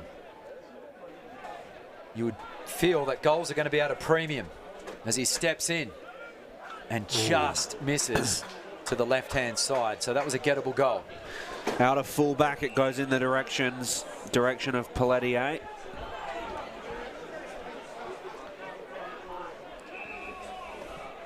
He kicks it across. I know it's early doors, but there's never been a draw in over 340 meetings between these two teams. We could have that today. Wow. Running with it with a head of steam was Busher into a contest and a really good mark taken on the chest. Rogers. It was Rogers. Stand-in skipper. His brother's nicknamed the Salmon Gum. Bombs it into the danger area. Oh, over the back of the contest. Could be a chance here, and it's hit the post. I'll tell you what. The FA Cup final was last weekend, wasn't it? The Leicester Foxes getting up, and that. Here come the Demons back inside 50. Rogers. No one at home. And that's a good, strong mark from Flensog, taking the goalkeeping role to Edwards. Stephen Edwards has kicked 4 goals. Oh, that's going to be a straight hand pass from Kelly. Straight down the throat of the opponent, who makes no mistake.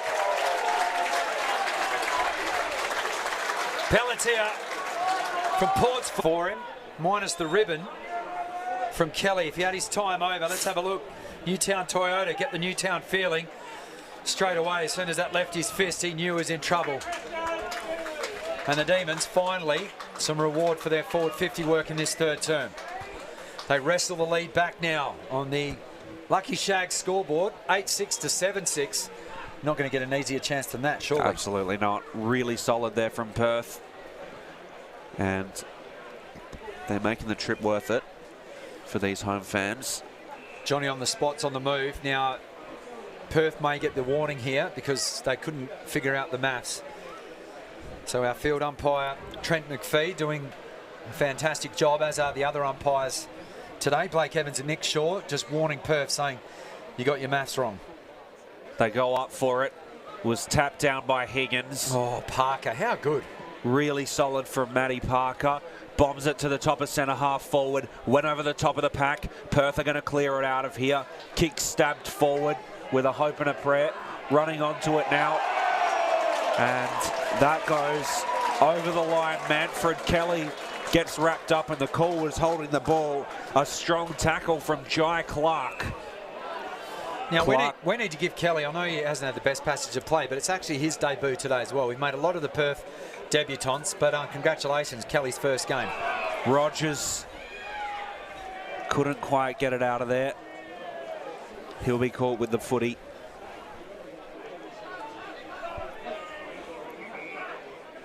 Mascos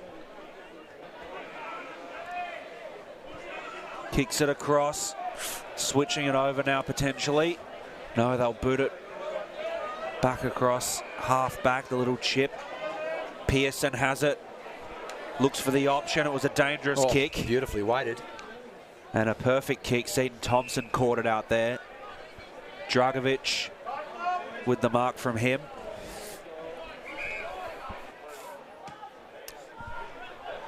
Into a pack, Higgins is in it. Ball went to ground, nearly collected off the deck by Brown. Higgins again goes down the big man, and he might have been held. No. Pushing the back. Pushing the back. So it definitely was there. Mitchell Brown, the recipient, to Edmonds. Perth haven't led by more than 2 goals this afternoon. Schlenslog just set himself. The big man couldn't reel him this time. He's come to play in this third term. Christian Carey hacks it to a one-on-one. How will it fall? Straight into the fortuitous arms of Dalton Langlands, who we saw on the end of some handiwork of Mitchell Brown in that third term in the goal square. He's kicked 8 straight on the season. Don't want to put the mocker on him. This will be a gettable opportunity for him. Steady rainfall now here at Mineral Resources Park. Effectively no breeze, however, so this kick will get a good judge of it straight off the boot. This for the biggest lead of the afternoon for the Redlegs. Put it in the book, says Dalton Langlands. He's kicked 9 straight on the season. Former St Kilda Saint listed player. And finally, some breathing room as he'll come off for a breather. 12 points that margin as we approach 16.5 played on the Lucky Shag scoreboard.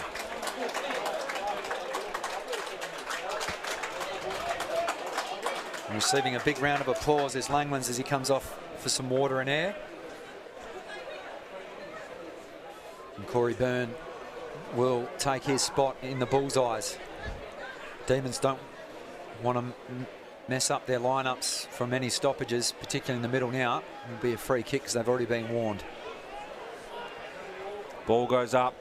Higgins and Ayres to ground. Socket forward cleverly. Oh. Mark nearly taken. Rogers collecting it. Snap around the body, but they're going to... Yeah, there's a hold off the ball. Was off the footy, Well, off the ball. It was like it's worked out the best for the Demons in the end, because Rogers had two players to his left shoulder screaming for the footy. Could have almost effectively had a flying shot, and he elected to just throw it onto the boot, but they brought it back. So that's good umpiring. So here he is, Brown, high kick inside, over the back of the contest. Oh! Just hit the post. Stubbs. Made more of that than most could have. They've had two almost carbon copies of those sliding volley shots for goal. Was better than most. Chipped out. Oh, that's going too high. No. To centre half back. Strong hands, Edwards. He's been good. He's racking up possessions across half back. Look at that kick. And there's another kick that goes to Dragovic. He's getting busy too in this third term, Luke. 21 disposals he had last game. And I'll tell you what, that's Fisher that's just spiked that over the boundary line right in front of the interchange gates. He has put a lock, a clamp on Schloith at the moment, the four men of the competition. Schloith hasn't seen much of the footy this quarter, so let's see what he can do here. Now, I wouldn't be surprised if he looks in his rear view mirror and sees Fisher in it when he drives home tonight, because he's been everywhere. Going up for it. Davis, ball gets kicked out of the pack. Good one-on-one contest over the back of it. Handball goes out. Handball goes again to Hitchcock. Bouncing around. Slensog couldn't quite get a grip on the wet footy. You can't ping him for that, surely. They're going to. Oh, a little rough on the big man. He's having to stoop from the penthouse to the basement. Left foot kick goes inside. Punched out of the air, collected off the ground. Could they be a chance here? Slung down Stubbs, socket forward by Brown, collected off the ground, pumped out of there. Strong mark taken on the chest by Zachary Strong. And Strong needed to do that just to allow the defenders, who've faced a barrage of mortar shells inside 50. So experienced campaigner, wheels around. Looks for the tall timber of Higgins. Schloith throws his head back in disgust because he could have been out on this broadcast wing, but the ball just pitches inside and out of play. And I'd say you'd hope from your 2020 best and fairest. That's those plays are gonna give you that honour every season. Shallow ball in. Ayres did really well. Fought his way to the front of the pack. Main escorted over the line by Langlands. So Main's gone a little quiet in this term. Had 19 disposals to half-time.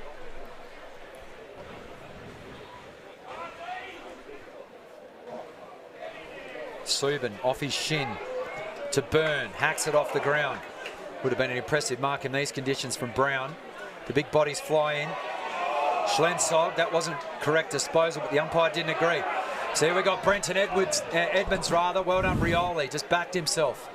Here comes Kelly. Can he atone for a couple of errors earlier in the term?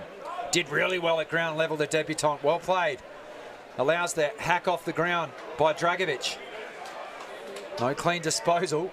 You're going to see a bit of this sloppy play, you would suggest. Edmonds around the corner. That'll be chopped off. Well judged. Bletcherden. They'd just be happy to take the air out of the ball. 21 minutes have elapsed, third term. Busher flew. Byrne. Hand passing more for space than to a teammate. Red and white jumpers come piling in. Bit of tunnel ball being played at Mineral Resources Park. Dragovic. And that's holding the ball. This is Bletcherden not happy, but didn't dispose of the footy correctly. Byrne dinks one over the top. Langlands. 3 kicks from home with a waterlogged footy. In fact, that's not Langlands at all. It's a long way from us. Regan Clark, my apologies, inside 50. No try, surely. The umpire will need to extract that footy. So a chance for us just to draw breath. Yep. The Demons trailed by 8 points at quarter time. They trailed by 3 points and have really had a barrage of inside 50s, and now they lead by 13 points. Clever hand pass, stepping through traffic. They've just not let off with this forward pressure. Bulldogs again coming through. The umpire swallowing the whistle at the moment. Finally calls an end to the stalemate.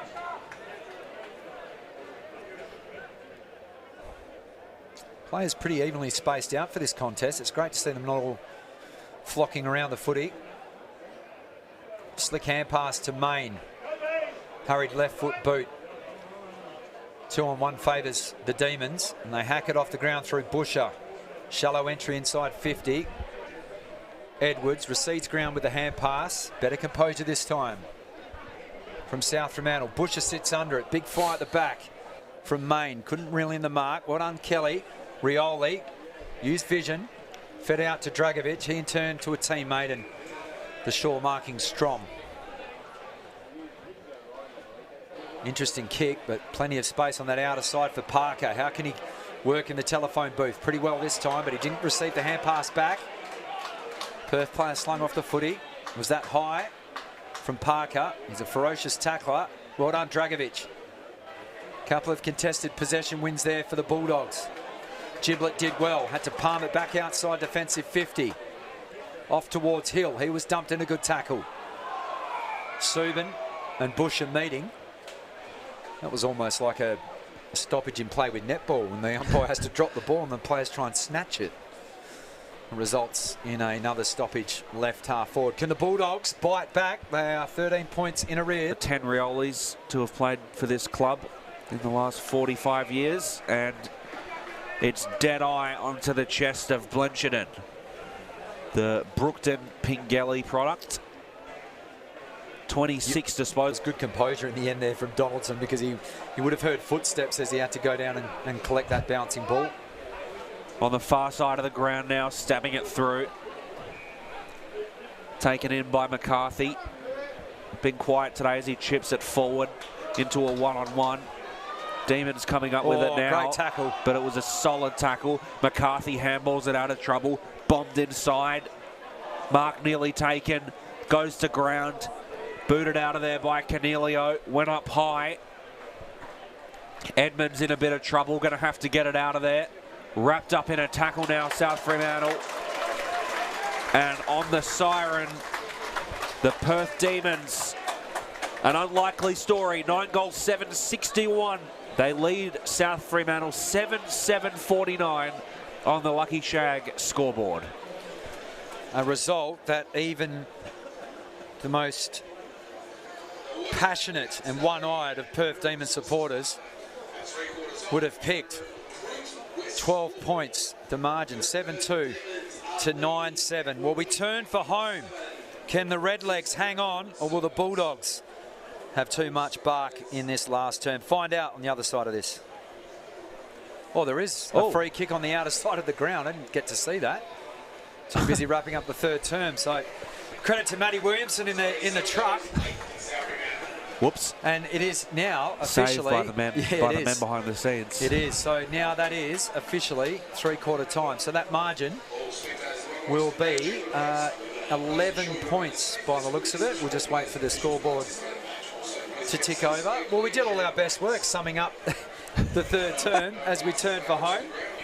Nothing more really needs to be said. Go fix yourself a drink, strap in. It's going to be a big final term. We'll be right back here from Mineral Resources Park after these messages.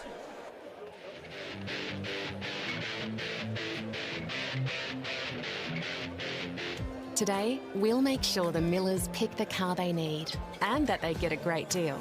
And when Abby's old enough to drive, we'll look after her too. Contact us today at Newtown Toyota. Oh, what a feeling, Toyota.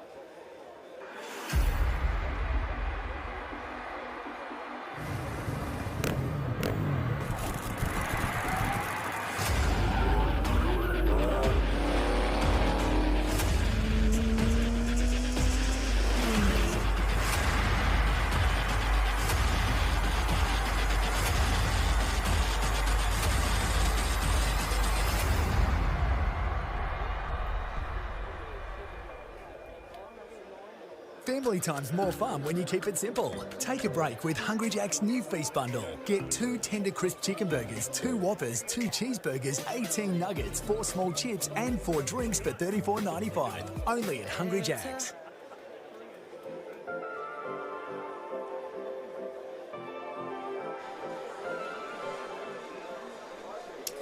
No, we haven't jumped in a DeLorean there. That was the starting lineups for today's game. But we are at three-quarter time. Hayden Schleuther using all his nous and experience, addressing what looks to be the on-ball unit there for South Fremantle.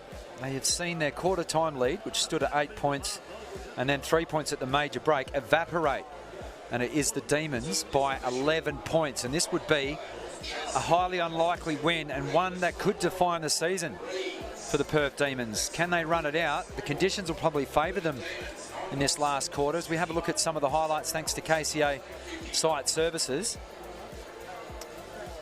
That was Cam McCarthy, who landed very gingerly on that shoulder. And it was good early signs. Strom had a fantastic term. This man's come to life. Brent Edmonds, he's up to 16 disposals. This man on screen has been superb, looking to play both ways, both sides of the footy. Fisher's racked up some disposals. That was one of his better ones. Also putting the clamps on Hayden Schleuther as well. Bush has been superb. Rogers, the stand-in skipper today that you've just seen taking a superb mark. That could have been goal of the season contender there for his way back into the Eagles lineup. I know that you'd be begging for his return. Absolutely. Luke Worthington. Right, can the Demons hang on or will the Bulldogs mow them down? Schleuther on the ball. And straight away, another free kick picked out the way of the Demons. They'll get the first entry inside 50. The long, high ball. One for the high flyers. Carey sets himself, and there's a hold. And it's going the way of the Redlegs. So we saw his clever work from a tight angle. This one's bang in front. So 11 points the margin on the Lucky Shags scoreboard. This would literally, don't want to be Captain Obvious, but this would be the ultimate start for the Demons. Stubbs, a huge kick in the context of the game. Looks great off the boot, and it sails over the goal umpire's head. First blood in the fourth term. Stubbs almost rolling with a Taylor Walker, the Tex lookalike Malay of a couple of seasons ago, and he kicks him like Tex too. Gun barrel straight. So the Bulldogs, the alarm bells will be ringing for Todd Curley. They need to arrest this and at least need to get the next two on the board, or this one could slip out of their grasp. Yeah, very interesting. I just wonder what it is about Perth in their last 2 games against this team. Really, really solid. And here it is again today. Sleuth's moved into the midfield. He's still being marked heavily by Fisher. So Stubbs with his second of the game. The former Mount Gravatt Vultures export, and he's picking at the dead carcass of the Bulldogs at the moment as they go further forward again, in on hands and knees. It's going to be a hard footy to win in this term. Pushed off the kick. Back inside 50 thanks to Byrne. That man again, he flew, couldn't take the mark. Hands off now to Jai Clark. Steps around the would-be tackler. Did the hard work and unfortunately let himself down, but the Demons will take that. They still gain 30 metres and the Bulldogs need to go the length of the field. So 2 minutes, only 1 goal added on the Lucky Shags scoreboard, and the Demons out to a game-high lead of 17 points. So needs to climb the fence into the West Coast Eagles facility, Slemsog, to get that one. Maybe he'll be used to hanging around an AFL facility again soon if he has some success in the AFL mid-season draft. Former Geelong product. Knows about it pretty well. So it was strong hands as he went up Miller, but couldn't quite hold on to the wet footy. Byrne tried to boot it in. It was smothered. Collecting it off the ground now, Austin Davis wraps him up hard in a tackle. And Byrne's going to grab it, go to ground. Umpire will have it.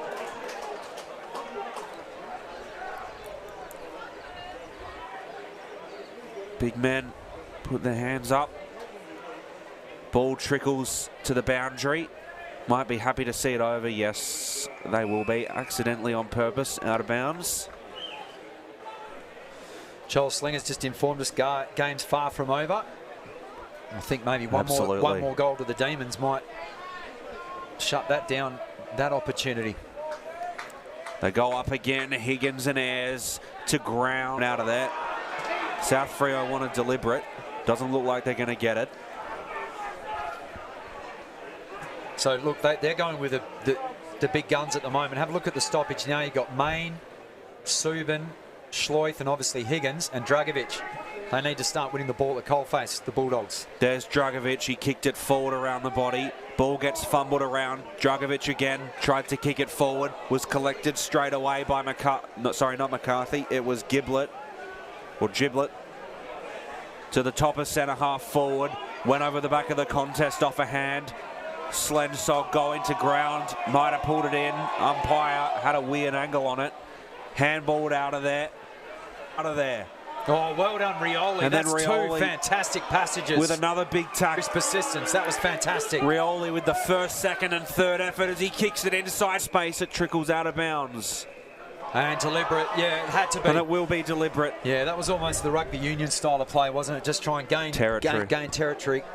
Now, there's a couple of players down at the moment. Let's hope they're okay. Giblet seems to be hobbling. And then also Mason Shaw down on his haunches too. That would be a big out.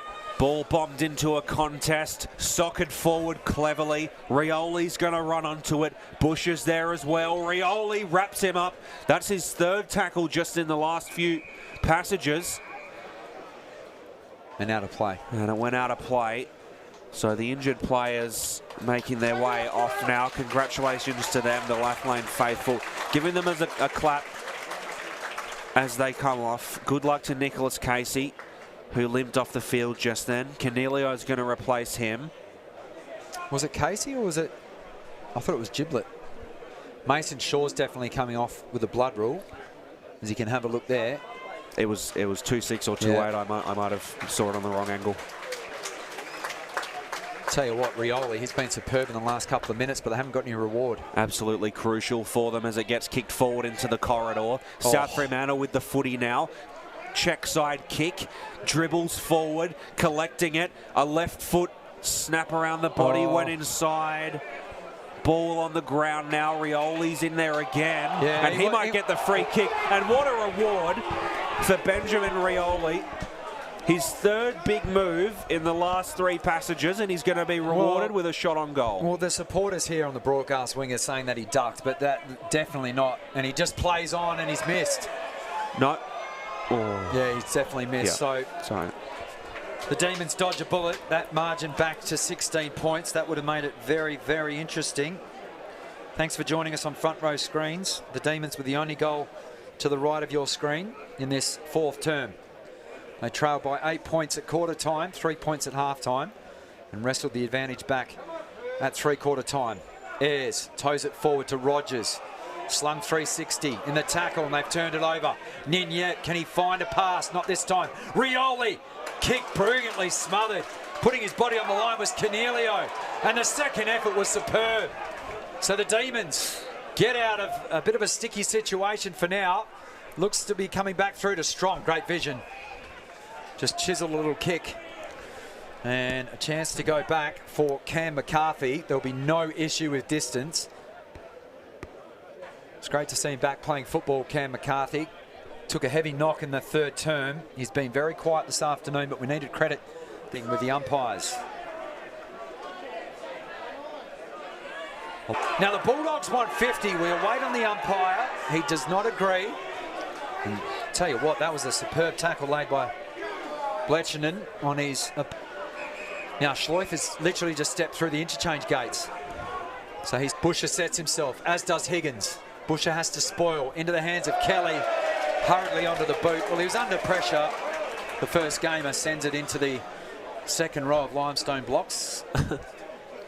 And no spectator whatsoever from either team keen to step out from underneath the Mineral Resources signage. Don't blame them. Cornelio chips over the top to Nicholas. Kelly was right on his hammer, lucky not to give away 50. All the players now being drawn to this broadcast boundary line as the ball goes very high. Backing back into the pack. What on Schlensog? Did he rope that in? Mitchell Brown on the scene as well, the umpire on the other side of the contest. comes and ends the stalemate. First gamer puts his hand up. Christian Martin on debut.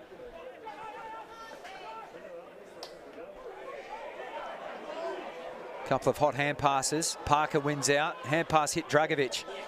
Sockers it forward, and that was a good mark.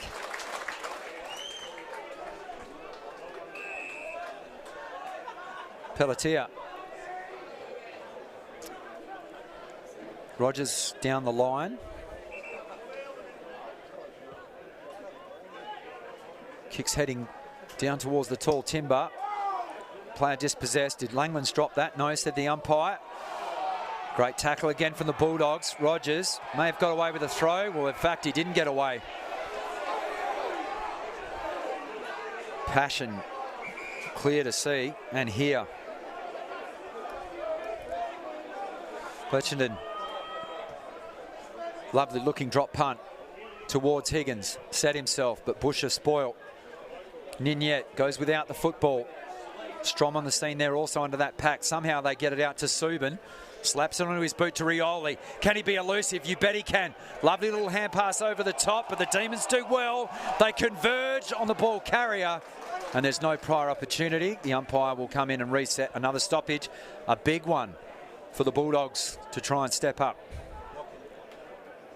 What can the Bulldogs do here? It's chipped forward and goes through for a behind. He's done it all throughout the afternoon, Higgins, above his shoulders, below his knees, and that would have probably been a worthy reward, but unfortunately just missing.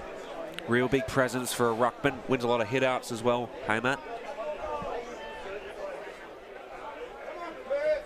Bombed forward into a contest. Slensogs at the back. He runs onto it, tipped it forward. It was taken in by Stubbs. Edwards. Oh, even better. Jimmy Miller. Brilliant work. The Demons fans wanted the free kick. It wasn't forthcoming. Miller didn't give up, and he levelled his opponent and won the free kick, rightfully so. Look at that. Miller, beneficiary of that great tackle. Boots it forward. Was a hard mark for Parker to make. It dribbles forward now. Fisher was down there, but it goes along to Subin, chipping it in, and the mark was dropped by McCarthy. Trickling out of the back of the pack. Perth collecting it. It was smothered as they tried to clear, and they'll be happy to see it over the boundary. No, he stays in, and on the second attempt.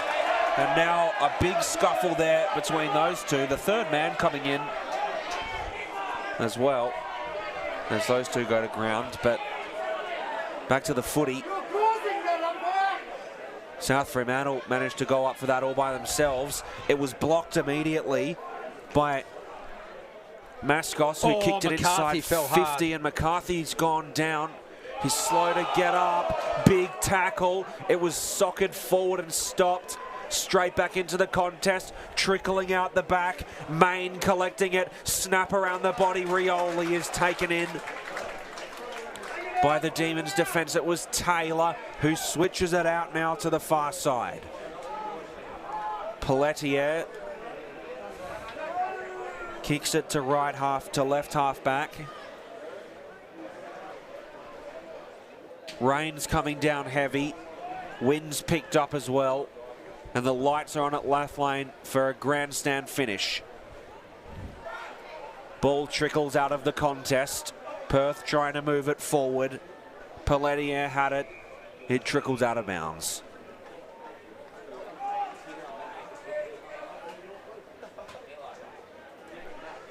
A crucial moment for South Fremantle, who have not been able to find the scoreboard as they've needed to in this last term. Snap around the body, goes inside 50, bounced over the contest, and it'll be a free kick. Hayden Sloyth is going to line up for a shot on goal. Well, he's impeded. How good has Andrew Fisher been on him this afternoon? But Sloyth, just using his experience, he's earned the free kick. It was there. 14 points. We're almost at that half-point stage, or in fact we would be, because not too many goals. So this is a massive kick in the context of the game.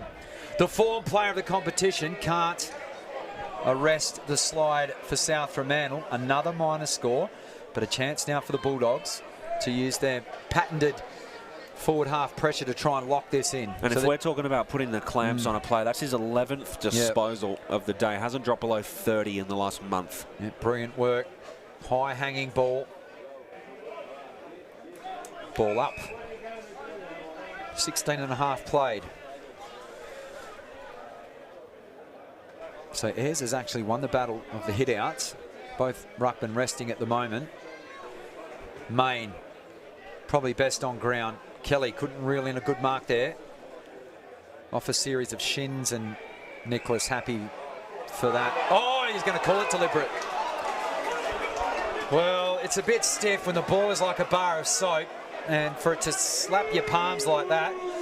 Now Strom, he's really come to play in this second half. Looks for Schleith. Oh, how good was the spoil from Fisher? Into the hands of Christian Carey. Great tackle from Schleith. Jar the footy loose. Burn. Off to Carey. He's got nothing up ahead, so he just slaps it onto the boot. Leading the chase is Hitchcock. Can he show composure in his first game? Not this time. And the Bulldogs, they look for territory now, and the umpire says, throw it in.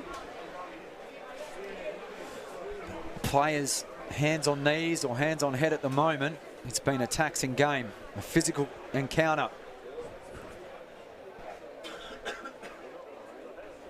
The starting rucks recommence I should say.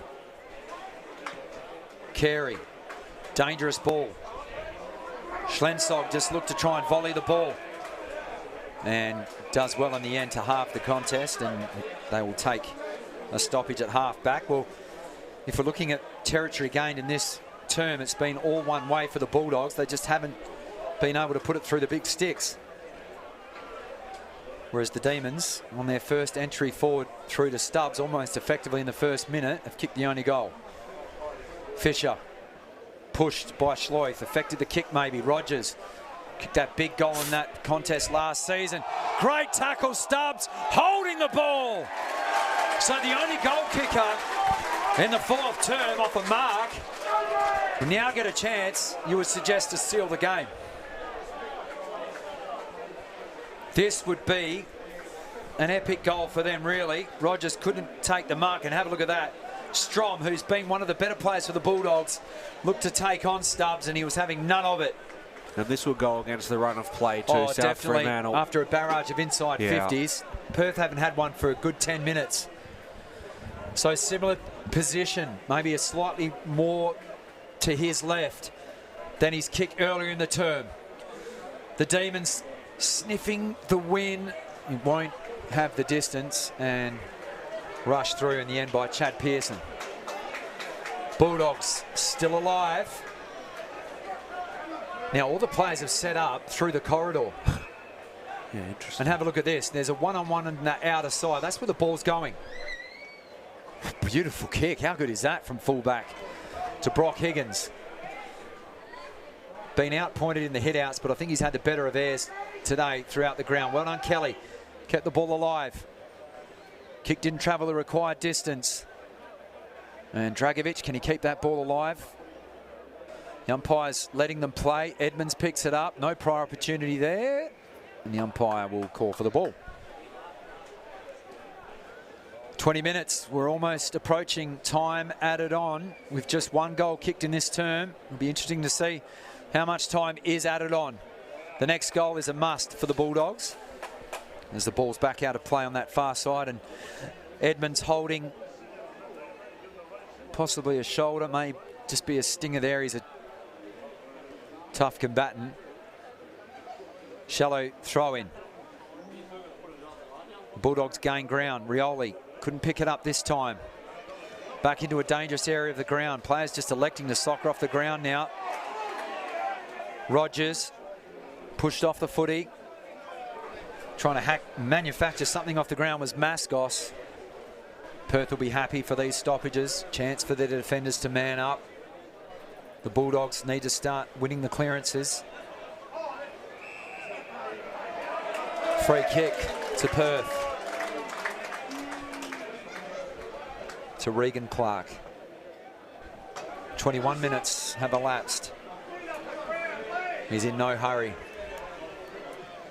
Goes 40 metres down the line. The percentage play. Well done, Higgins. Gains almost 25 metres with that fist. Bulldogs fans will just be wanting them to get some clean footy. Unfortunately, Higgins. Now that would be stiff if they paid that. Yeah. Important clearance now.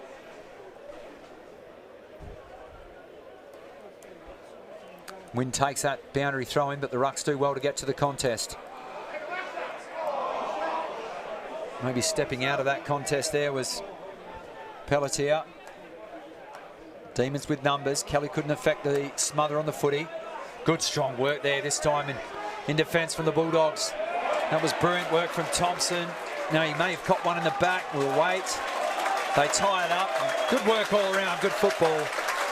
No team giving an inch and getting a pat on the head there, and rightfully so. It was Seaton Thompson who had to stand up there. That ball had to be won. Ayres slaps it inside 50. Thompson again at ground level.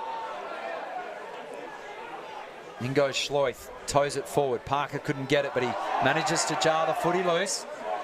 Stepping through some heavy traffic there, the Demons midfielder. Back to Schloith. Taking it a good tackle. Now the umpire's on the other side of that contest. And to be fair to him, didn't see Schloith rope that one back in. Yep. Guess who's on the scene? Matthew Parker. And pick his teammate up off the deck. Schloith caught one around the head earlier in the game. Ayres, is that going to be paid as deliberate? No. Probably not off a... Only if it goes out in the full. Contest, yeah.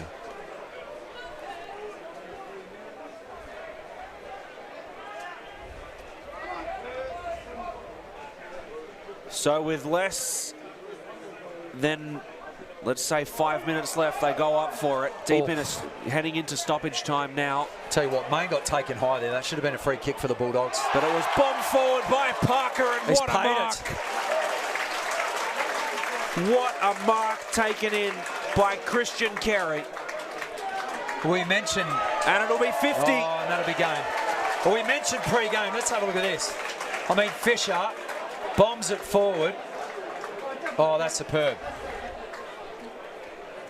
We mentioned that he needed to up his marking game today. Tough conditions to do so, and that is the pick of them. Thanks to KCA Site Services. And you could say in good faith that this will seal it. Carey bangs it through for his fourth of the afternoon.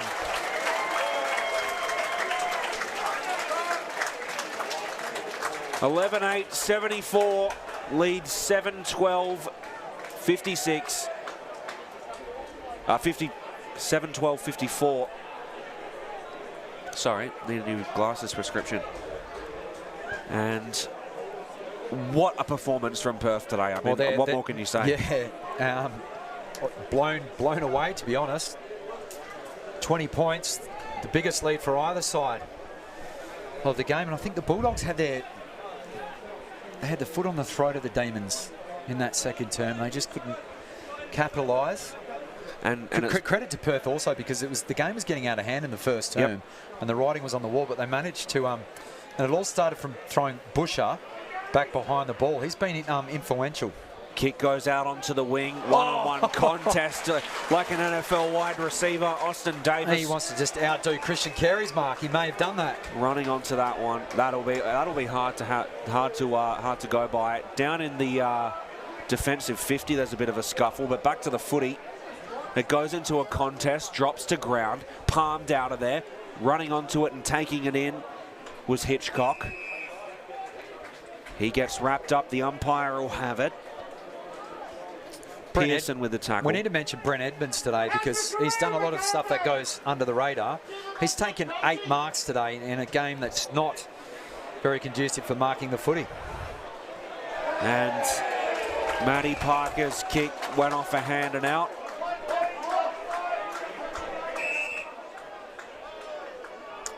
No, he's actually going to... Oh, no, it is off hands.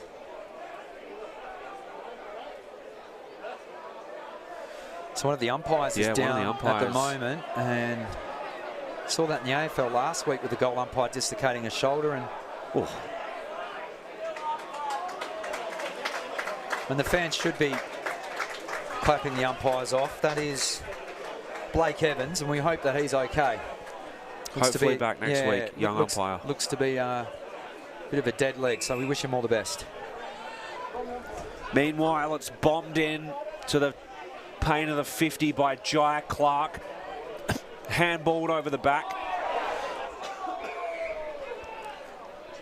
Taken in, umpire will have it. Tell you what, Jason Mascos just laid probably the tackle of the game there. Really solid. Yeah. Really, really solid.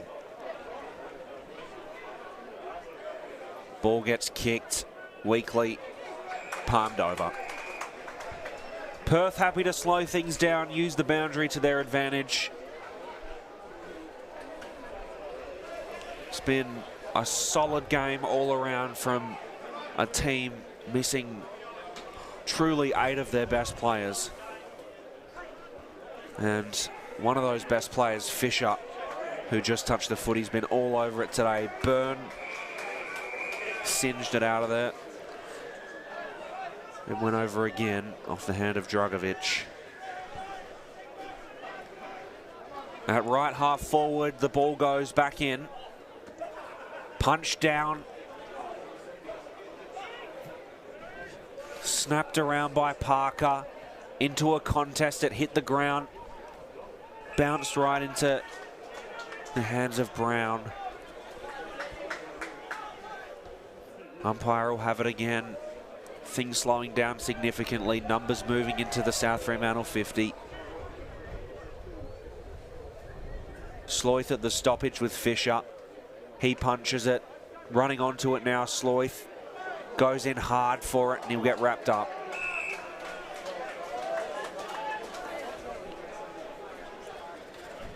Would have been his 13th disposal today if he had got it away. And, I mean, I'm casting a wide net here, but you'd probably be looking at a career low for Sloyth in disposals today if you were to really go through his numbers. Maybe back in a rookie season might have been less, but this is a guy who doesn't drop below, let's say, 28 disposals almost ever.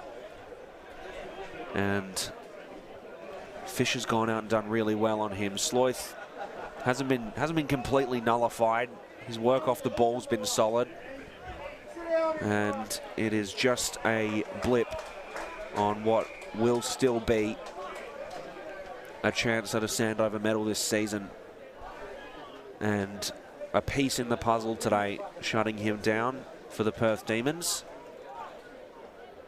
who have played their best game since the last time they beat South Fremantle. Under lights at this oval, and there it is again. 20-point winners, and the left lane faithful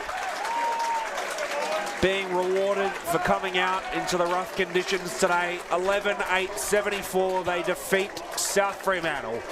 7-12-54, and a crucial win for their season. A tale of two halves, and the Redlegs prevailed. They trailed by 8 points at quarter time, 3 points at the main break, and then turned it around in the third term. Had an 11-point lead as they turned for home, and they've come out resounding winners, it must be said. 11-8-74 to 7-12-54. The Bulldogs will be disappointed in the fact that they couldn't put the game to bed in that first half, but also the same amount of scoring shots for both teams. But Perth providing 2 accurate, thanks to Christian Carey. 4 goals from him, 4 marks, and a much-deserved win for them. Dragovic was superb in a losing effort. Ended up with 26 disposals, as did Dylan Mayne. Well, he ended up with 34, albeit in a losing team.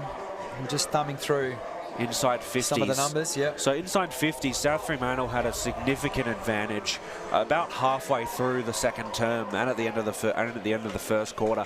And Perth have done a great job to really get back in that one. 42 inside 50s for Perth, 44 for South Fremantle. So both of them capitalising on about half their chances, just under. But for Perth to get back within 2 inside 50s of their total just is a testament to what they did in the last just over a half of that game. They came back in a way that we haven't seen them play since this fixture at the end of last year. Incredible display by them today. Marks, big story here is that they had 78 marks and led South Fremantle 61 marks. And there's some big marking players on that South Fremantle side as they get clapped off by the left lane faithful. And what a night they deserve now to have. And big ups for Andrew Fisher from the boys as he walks off the field. Well, a hero for them today. He held the form player of the competition, and a state player at that, to just 12 disposals today. But not only just that, I mean, he propelled them forward. He only had 11 disposals, but in the end, he ends up with 3 inside 50s. I thought Brent Edmonds was superb as we have a look at some of these highlights. Getting underway from Busher. What an impact he made today. It's going to be tough to give out best on ground votes because Busher today, he literally played across all 3 main lines of the ground. Started out up forward, showed his prowess there, went back, managed to steady the ship because South Fremantle kicked 4 unanswered goals before Busher's steadying influence across the half-back line got them back into the game. I thought Matthew Taylor had a good game. 21 disposals and marshalling the troops across the back. Corey Byrne laying 10 tackles today. Let's have a look at Dylan Main. 34 disposals, 9 marks and 5 tackles for him. Dragovic, 26 disposals, 6 marks and 3 tackles. Wasn't to be their day, unfortunately. Mason Shaw showed a bit up forward. I thought the Perth defenders, Luke Worthington, were going to be under the pump in the first term because Shaw and Main wrestled the game in favour of the Bulldogs. Busher goes back, and then all of a sudden sparked it. But also Taylor as well has got to take a bow for that, and Cornelio, and obviously Fisher as well, standing up tall. And for one of the leakier defences in the competition, I thought they did tremendous, particularly from the second term onwards. Yeah, absolutely. It was just a stand-up performance from them all around. They put on the forward pressure as well. They under attack from the South Fremantle forward pressure were able to hold on, score that goal against the run of play with the big mark taken inside 50 and just bring it home. Really, for them to stay in by half-time, I think you would say would be part of the story in a regular game, and maybe South Fremantle pull away. To stop that from happening is just a testament to what they've done today. Truly an incredible performance. So great signs now for the Perth Demons. They had 8 of their better players out this afternoon. Some of the youngsters stepping up, 2 debutants. And after a very skillful first term where the conditions were pretty favourable for football, they managed to weather the storm, the Demons, and that could kick-start their season now as they move to 3-3. South Fremantle slipped to 4-2 as we go around the grounds in the Optus Round 7 WAFL season for 2021. It looks as though Claremont will get the win. The dying embers of that game at New Choice Homes Park has the Tigers out by 42 points. West Perth will get the job done late in the 4th term as they enjoy an 80 to 52 point lead over the Peel Thunder. East Perth will notch up their first win of the season, and congratulations to them because they only went down to the Bulldogs by 7 points back in round 6, and they hammer the hapless West Coast Eagles reserves team. Final score there 12-13, 85 to 310-28, and the 4th term 5 minutes old at Steel Blue Oval, and game on because Swan Districts, a surprise packet in season 2021, are enjoying a 1 point lead. So we'll keep an eye on that game. We turn our attention next week to WAFL Round 8 action. All Saturday fixtures. Subiaco to host Peel. Claremont to take on East Perth. South Fremantle, you would suggest, would right their wrongs of this afternoon's performance with a home win over the West Coast Eagles. Swan Districts will take on East Fremantle. and arguably the game of the round could be West Perth taking on Perth. Luke, great job today. Thanks, Matt. Testing conditions. I know you're not feeling 100% today, but you managed to get through it. Always good calling a game with you. Thanks for joining us wherever you are around WA or around the world.